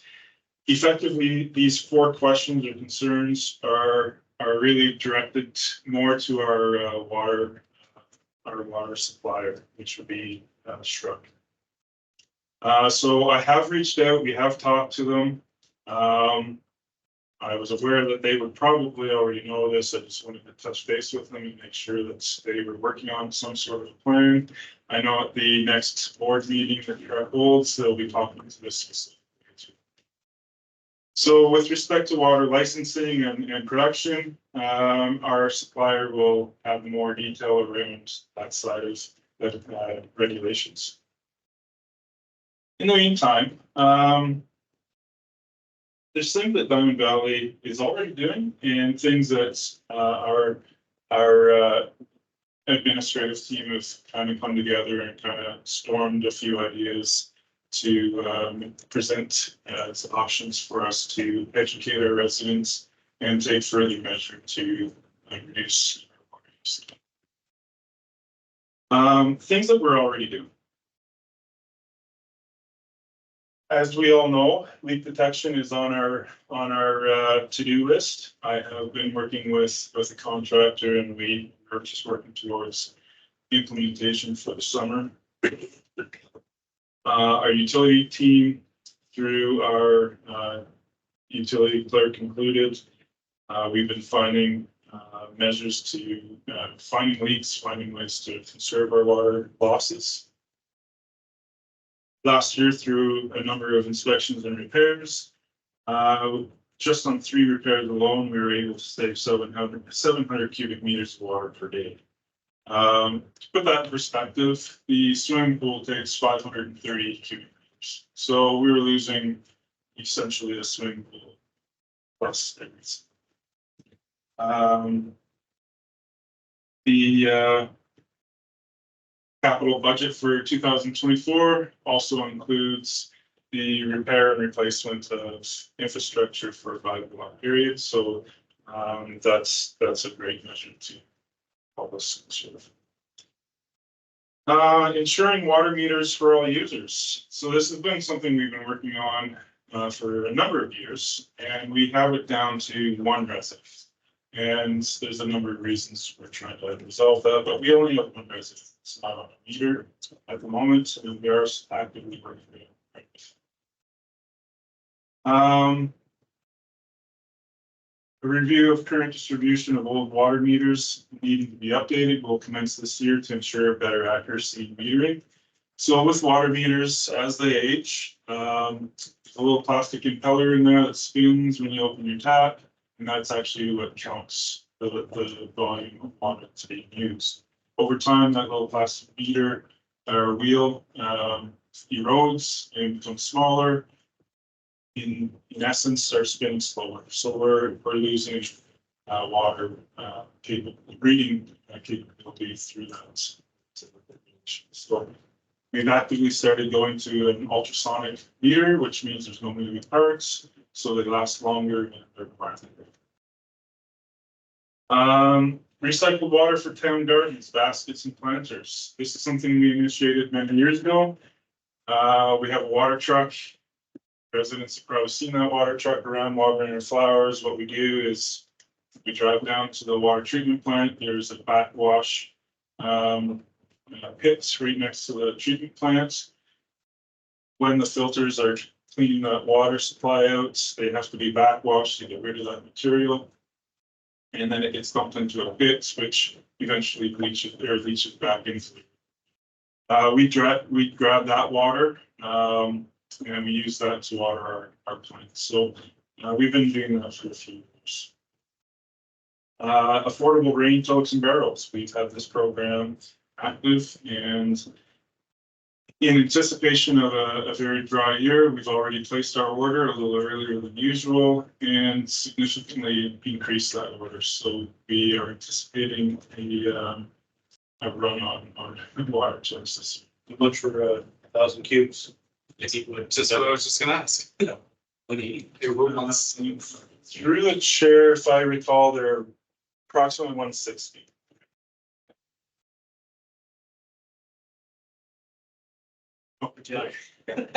Master B schedule, right?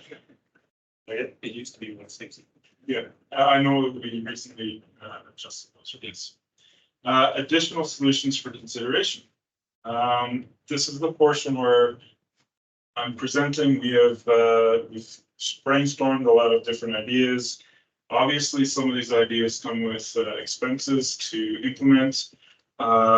Additionally, some measures may seem extreme or not extreme enough. So this is where we're presenting to us. So a revision of town water use and conservation bylaw. We recognize the need to revise the existing bylaw to increase enforceability and add more authority to strengthen its impact.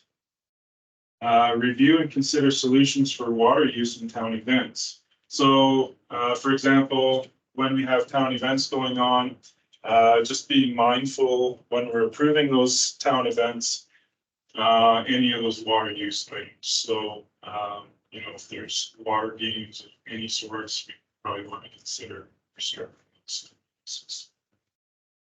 Explore the possibility of implementing an emergency restriction level on the water conservation bylaw. Currently, we have 1 through 3.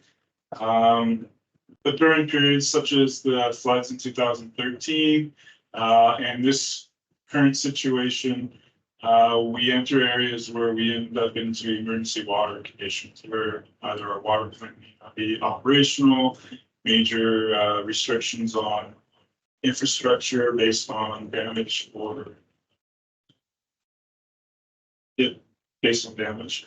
And then, of course, there comes the drought command team who may just say we need to restrict our water use by 30%. We don't know what that thing would be. But we feel that there should be a contingency for emergency water conservation. Consider expanding restrictions, potentially including commercial use, ensuring comprehensive approach during critical periods. So maybe we need to consider car washes reduce their hours of service versus not at all suggesting we shut those businesses down unless, of course, the command team demands it. But from a municipal level, perhaps maybe a restriction. Increased enforcement measures, strengthen enforcement mechanisms, ensuring the ability to ensure compliance to water conservation practices, and imposing penalties for non-compliance. Penalties for green lawns, obvious lawn watering during drought conditions. Transition to permanent level 3 restrictions. I think it would be a recommendation currently to evaluate the feasibility of transitioning the town to a permanent level 3 water restriction, incorporating measures to limit the use of non-essential waterings and encourage water collection and conservation methods. So start educating and getting our residents used to the idea that coming into the spring months that we're not going to be watering. We're not washing your car in the driveway, we're not washing the siding. Those kinds of implementations. A transition to permanent level 3 restrictions. Oh, sorry, just went there. Xeriscaping incentives or mandates. This would be around the planning department and development permits. Explore options regarding incentives or rebates for xeriscaping. Explore incorporating mandatory xeriscaping requirements to encourage water efficient landscaping in new construction projects. Discussion with well users for license compliance. So there's a number of residents within the municipality that have wells within the municipality. It's somewhat disturbing when you go on the Alberta Environment website for well licenses, for registered wells. And there's not many of them valid legally. So reaching out and ensuring that those well users are registered and legally obligated or needed to do so. And when I'm talking about wells, this is one big aquifer. So when we're talking about water restrictions, just because you have a well doesn't mean you're not taking collective water restrictions. Enter some communications with the golf course to see what their plan for water conservation is. Community education around efficient water home use. So this one's pretty extensive. And it's obviously really hard to enforce or restrict. However, these are things that we can communicate to our residents to identify as water conservation options. Go ahead, Ed. Just another something to think about adding is options. We've got to look at options for xeriscaping, but options or rebates for low cost and low flow shower heads, etc. That we should discuss. Maybe there's something we can do there. Or the province used to give out those kits for free. Yeah. And so maybe the province needs to step up and start doing some of this too, going into this. So that's something that maybe we should be looking at as options for not only zero paving or rebates for supplying low flow. Yeah. Through the chair, that's a good point. And it's not on the list only because I didn't want the list to grow and grow. The rebate program is a great incentive. Managing that rebate to ensure that people are actually and not just buying toilets, getting the incentive and actually not having those full toilets. Policing that becomes a bit of a challenge. Yeah. But we considered rebates on also faucet screens and shower heads as well. Thank you. Another thing is, and I don't know, like you're just about done your report, but this is interesting to me because we discussed with Alberta Environment several years ago, being able to store gray water Yes. coming out of the arena and the curling rink in a tank, in a buried tank. And it was hard, no, you know. So maybe now's the time to bring that up again with Alberta Environment going through this process. There's water there that's just getting dumped and ending up in the river. And it's not doing any good. And that is treated water that we use in the rink. So, yeah, just another thought. I won't read through the list because I'm just thing, yeah, and we'll be hopefully sending out some sort of communication around these options. I was just gonna ask that, we have another 2 pages, but Yeah, the efficient home water use, all this is an education component that we should be getting out early, knowing that the province is gonna bring in a level 5. They've already declared the fire Yeah. to stand up, so we know that they're gonna do this. They've already told us 2 months in advance that. Yeah. We want options, so I think we need to start preparing the education portion for the public. But, Carrie. yes, thank you. So promotion of water harvesting, xeriscaping and permaculture designs, disseminate information around rainwater harvesting, which is the rain barrel program. Promote and provide educational opportunities around water catchment methods, encouraging native and drought hardy plant species, community garden support, actively support the community gardens, including water catchment initiatives, promoting localized sustainable practices, water allocation policy, implement a policy and process toward a water allocation policy to ensure available water is allocated in a fair and equitable way. Recreation, this is where it probably gets a little bit more sensitive.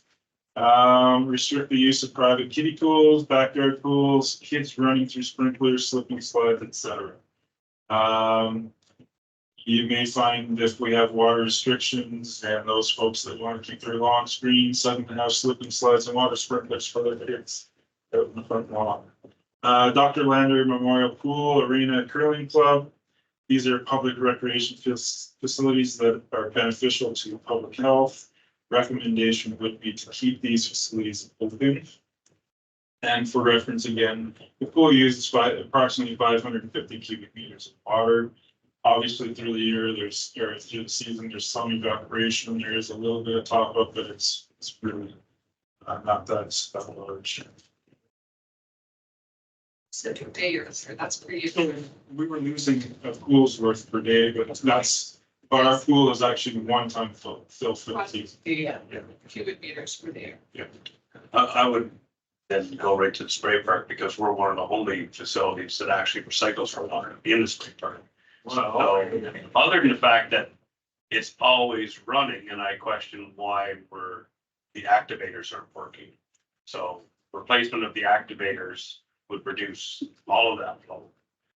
And then we're actually looking to fix it again. So I would definitely want to see something there. And if it costs us a little, we're gonna have a heat wave. Those 2 facilities are definitely on my keep open list. Absolutely. On that note, thank you, Mayor Crane. The spray park, although it is a recycled water source, we do actively have to remove a volume of water on a regular basis to top it up because of coliform levels and some other itchy critters that build up because of the usage style of that facility. Diapers. I'll just repeat diapers. Yeah. So the spray park actually uses a considerable amount of water. And it would be one of those items that's would be something we should consider. Not saying it's must, that must. Try to get through this quickly. Go ahead, Cindy. Just a thought though, if we get into this situation, as dire as it is, and we would close the spray park, we might have to consider our pool programming that, you know, that if it's full because it's a heat wave and everyone's coming there, that kids have to be recycled, like they have to be kicked out, like shorter school times, so more people could use it. That would be my thought. Absolutely, yep. Communications approach. Urgent launch of communication efforts, initiate an immediate and comprehensive communication program or campaign addressing critical issues such as the potential closure of facilities. Sustainable water use and conservation outreach including the water conservation communications campaign, an emphasis on understanding household water uses, practices, and outdoor conservation tips. A full reservoir is an emergency imperative for emergency fire and water restriction purposes, not a sign that we can consume. So although we are very fortunate to have those raw water reservoirs, and we do have the ability to some degree to keep them relatively full, that shouldn't be an indication that we can just use that water because we have to. We do have to be good stewards and neighbors and realize that downstream, they don't have that capacity or capability in abundance. Excellent. Monthly water use reporting, establish a practice of monthly water consumption reporting to keep residents informed and highlight the impact of conservation efforts providing year versus year and month versus month comparison. Open house and water conservation, host or support community open house events to educate residents on water conservation practices, reading utility bills, detecting irregularities, and repairing leaks. A consideration of a summer intern to support the efforts of organizing communication research, hosting support and admin support, and allocate a budget for an intern position, advertising and materials. Workshops at community hubs, support water conservation workshops at community hubs to engage residents directly in the conservation of sustainable water use. These initiatives collectively form a comprehensive strategy to address water shortages, promote conservation, and involve the community in building a resilient and water efficient future for Diamond Valley. Financial implications. Additional staff resources will be required to compile messaging, organize support public events and engagement, review, report water conservation statistics, amend bylaws, policy enforcement, etc. One solution to reduce additional burden to current staff workload is the consideration of an intern for the summer months to support water conservation initiatives. Considerations to the cost to land owners for xeriscaping and business owners. If the reduction of operational hours is implemented, an incentive or subsidy program should be considered to encourage water conservation efforts. An appropriate budget will need to be established to encompass the implemented measures determined by council and further consideration to additional impact that may be imposed by the provincial drought command team if a level 5 drought is established. I added a link in here. There's a wealth of information for many different levels around water license holders, municipal requirements or measures, agricultural, so on and so forth. And until a level 5 is actually officially deemed. We don't know what those water measures may look like. The Alberta government does not provide any information about what a level 5 really means, other than to say that they will establish a drought command team, and they will reach out as soon as that happens, and they will dictate what we must do. So whatever we've just talked about right here, maybe out the window if they say you're gonna cut your water use by 30%. So we just need to know how much each one of these specific measures drops our percentage by X amount. We can add it up and prove to them. We're gonna close these three things and we're not gonna water X. There's your 30%. They stamp it. We educate. Excellent. I got Hazel, I got Cindy, I got Heather, and I want to get at here. Yeah, go, Cindy. I'm sorry. Hazel, then Cindy. Okay, Can we go back to the spray part, Craig? On the, did you say diffusers? Do they need to be repaired? Through the chair, yes, there's actuators are going to be replaced this spring, and we actually are implementing swapping it twice. So one of the spray toys is just going to be stored for a little while. We'll put a new one in, and maybe. But yes, there's some repairs. Because I noticed last summer, there would be nobody in the spray park, and everything was running like normal. And the big bucket was dumping, and I can understand your reason of wanting to close it, but I really don't support seeing it closed. Part of that problem is water pressure. The water valves that actuate are sensitive to water pressure. And if we have just a couple of pounds of extra pressure, those valves are going to shut.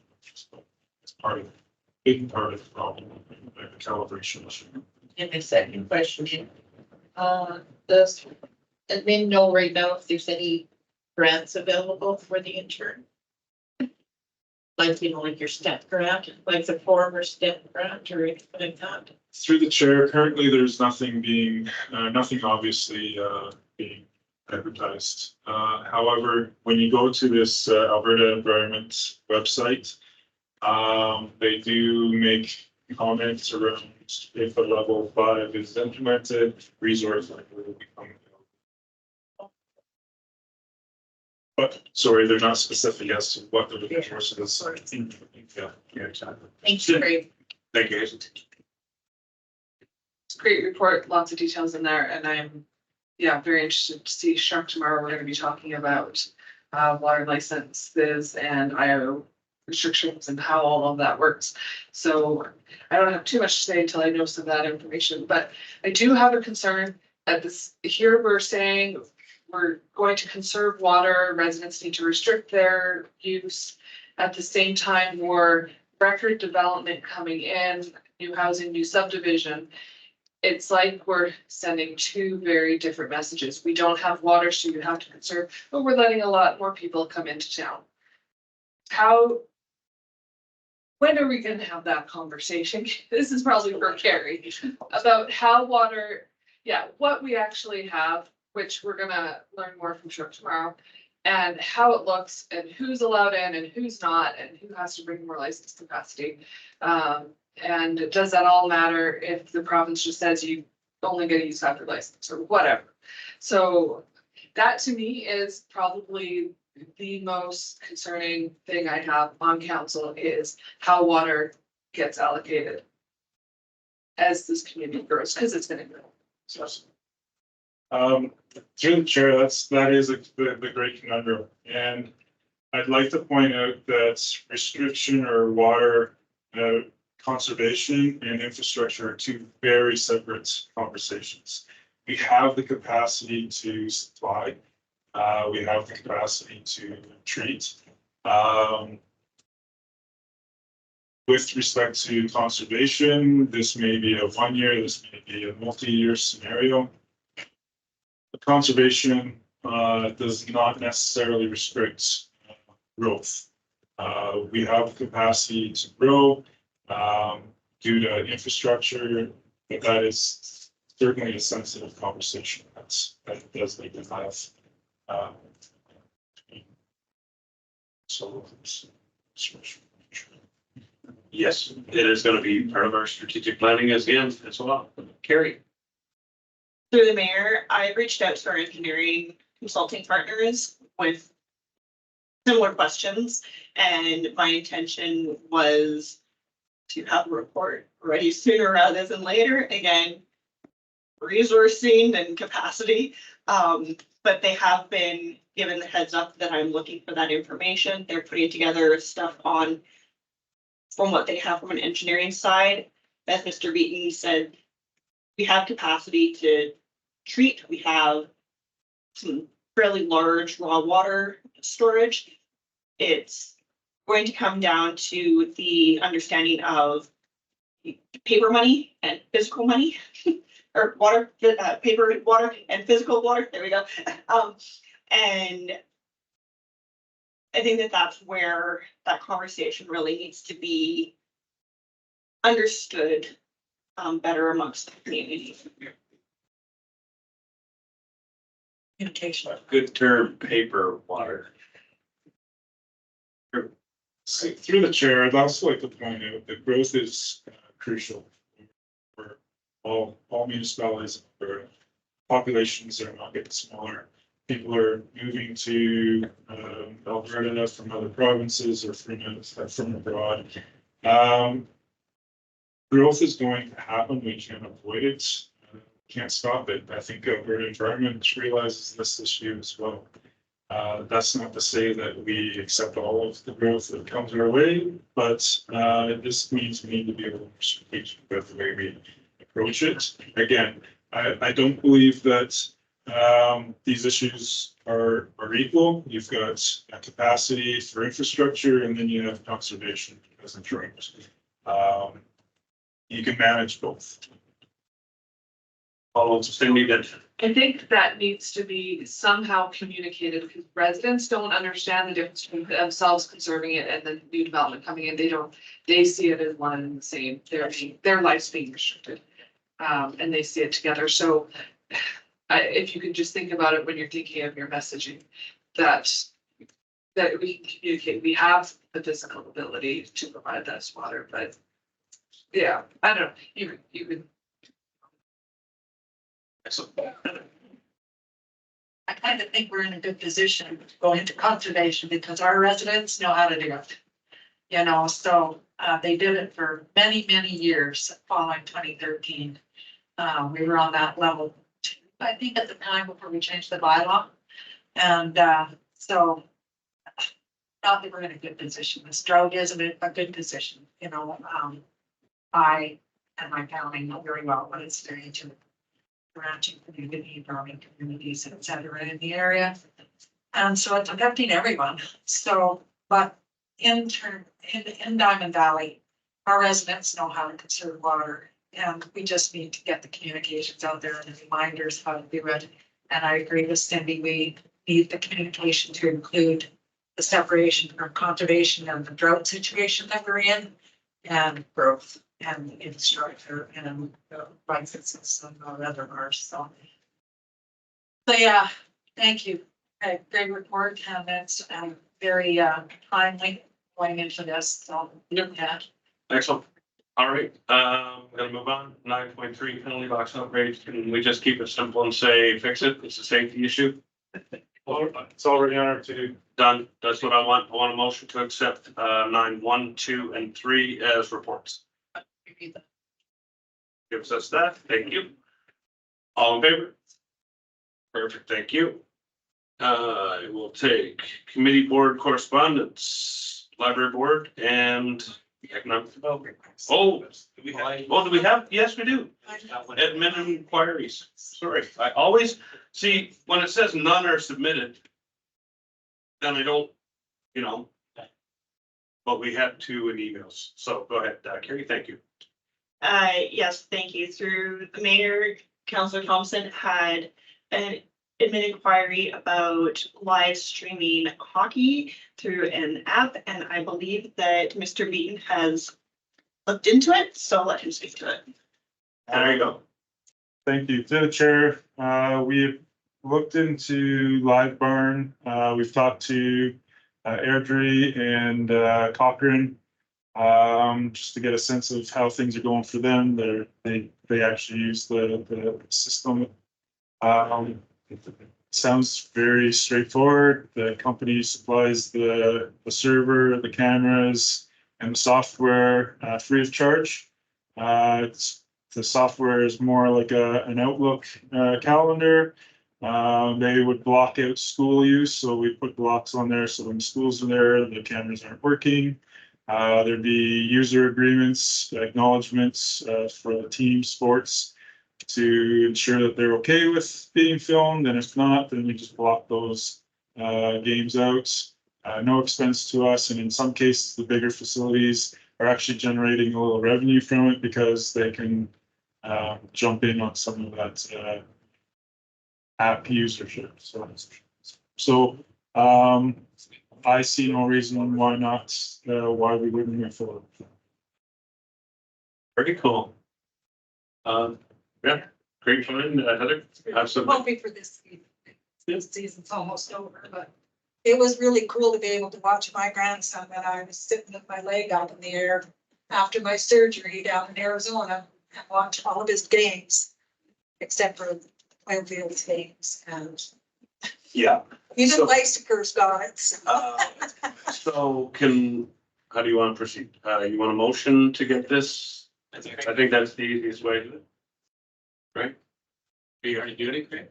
Sorry? Are you already getting it done? You want some direction? Again, yeah, it's easy. It's just. Other than motion. Yeah, I'll put a motion forward that requesting administration move forward with that and having Live Barn app and equipment installed for the 2024-2025 season. There you go, perfect, all in favor? Easy peasy, thank you.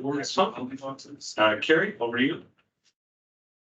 Councillor Gordon had an inquiry about the stairs in front of the municipal office building. And Councillor Gordon, I'm not entirely sure how specific you want this, so I do have a little bit of information that I can give you verbally tonight, or I can put it together in a more cohesive report for our next council meeting. Let's go ahead and put in a cohesive report because it has three parts to the question, right? And it's mainly due to the fact that we've been looking at that feasibility study. Are we gonna put more money into that building? I want to know exactly what we're looking at as to the cost. So those three questions outlined, and so specific report would be ideal, please. Fantastic. Excellent, thank you. Moving on, 11.1, minutes for the library, and 11.2 minutes for the Economic Development Advisory Committee. Same night. Hazel. Can I just talk about the library? Yes, please. We've got lots of comments around the library, so. So for everybody listening, the library board is looking for 2 new members. One from the county and one from Diamond Valley. So if there's anyone interested, is to encourage to contact Jan at the library for more information to be on the board. And some little bit of good news. This was the first year that the library organized Valentine's for seniors. And patrons came in, decorated Valentine's, 92 of them, which were handed out to the residents of the Rising Sun, the Bridgestone Manor, and the lodge. So very successful program, and we'll be seeing that again next year. Okay, thank you. Who stepped down? You have 2 vacancies. Who stepped down? Now, we can invite somebody from the county. We don't have to be an intermunicipal. And we're gonna invite a member from the county. And then one of our regular members has stepped in. All right. Sounds good. All right, I think we'll probably have the library board come to council for a conversation anyway in the coming month. All right, motion for adoption of those minutes, please. I can give you that. Councilor Martin, all in favor? Yeah, that's true. Correspondence, except correspondence. We had the deer population, Wendy Irwin earlier, and we've got our quarterly report from RCMP. Very good. Excellent. We're gonna take a 5-minute break and then we're gonna come back and go and close. So should we, Yep, let people know of yeah, people on. I'm there. Yeah, we're taking a 5-minute recess, then we're going into closed session. Okay, so 5 minutes. Make the door.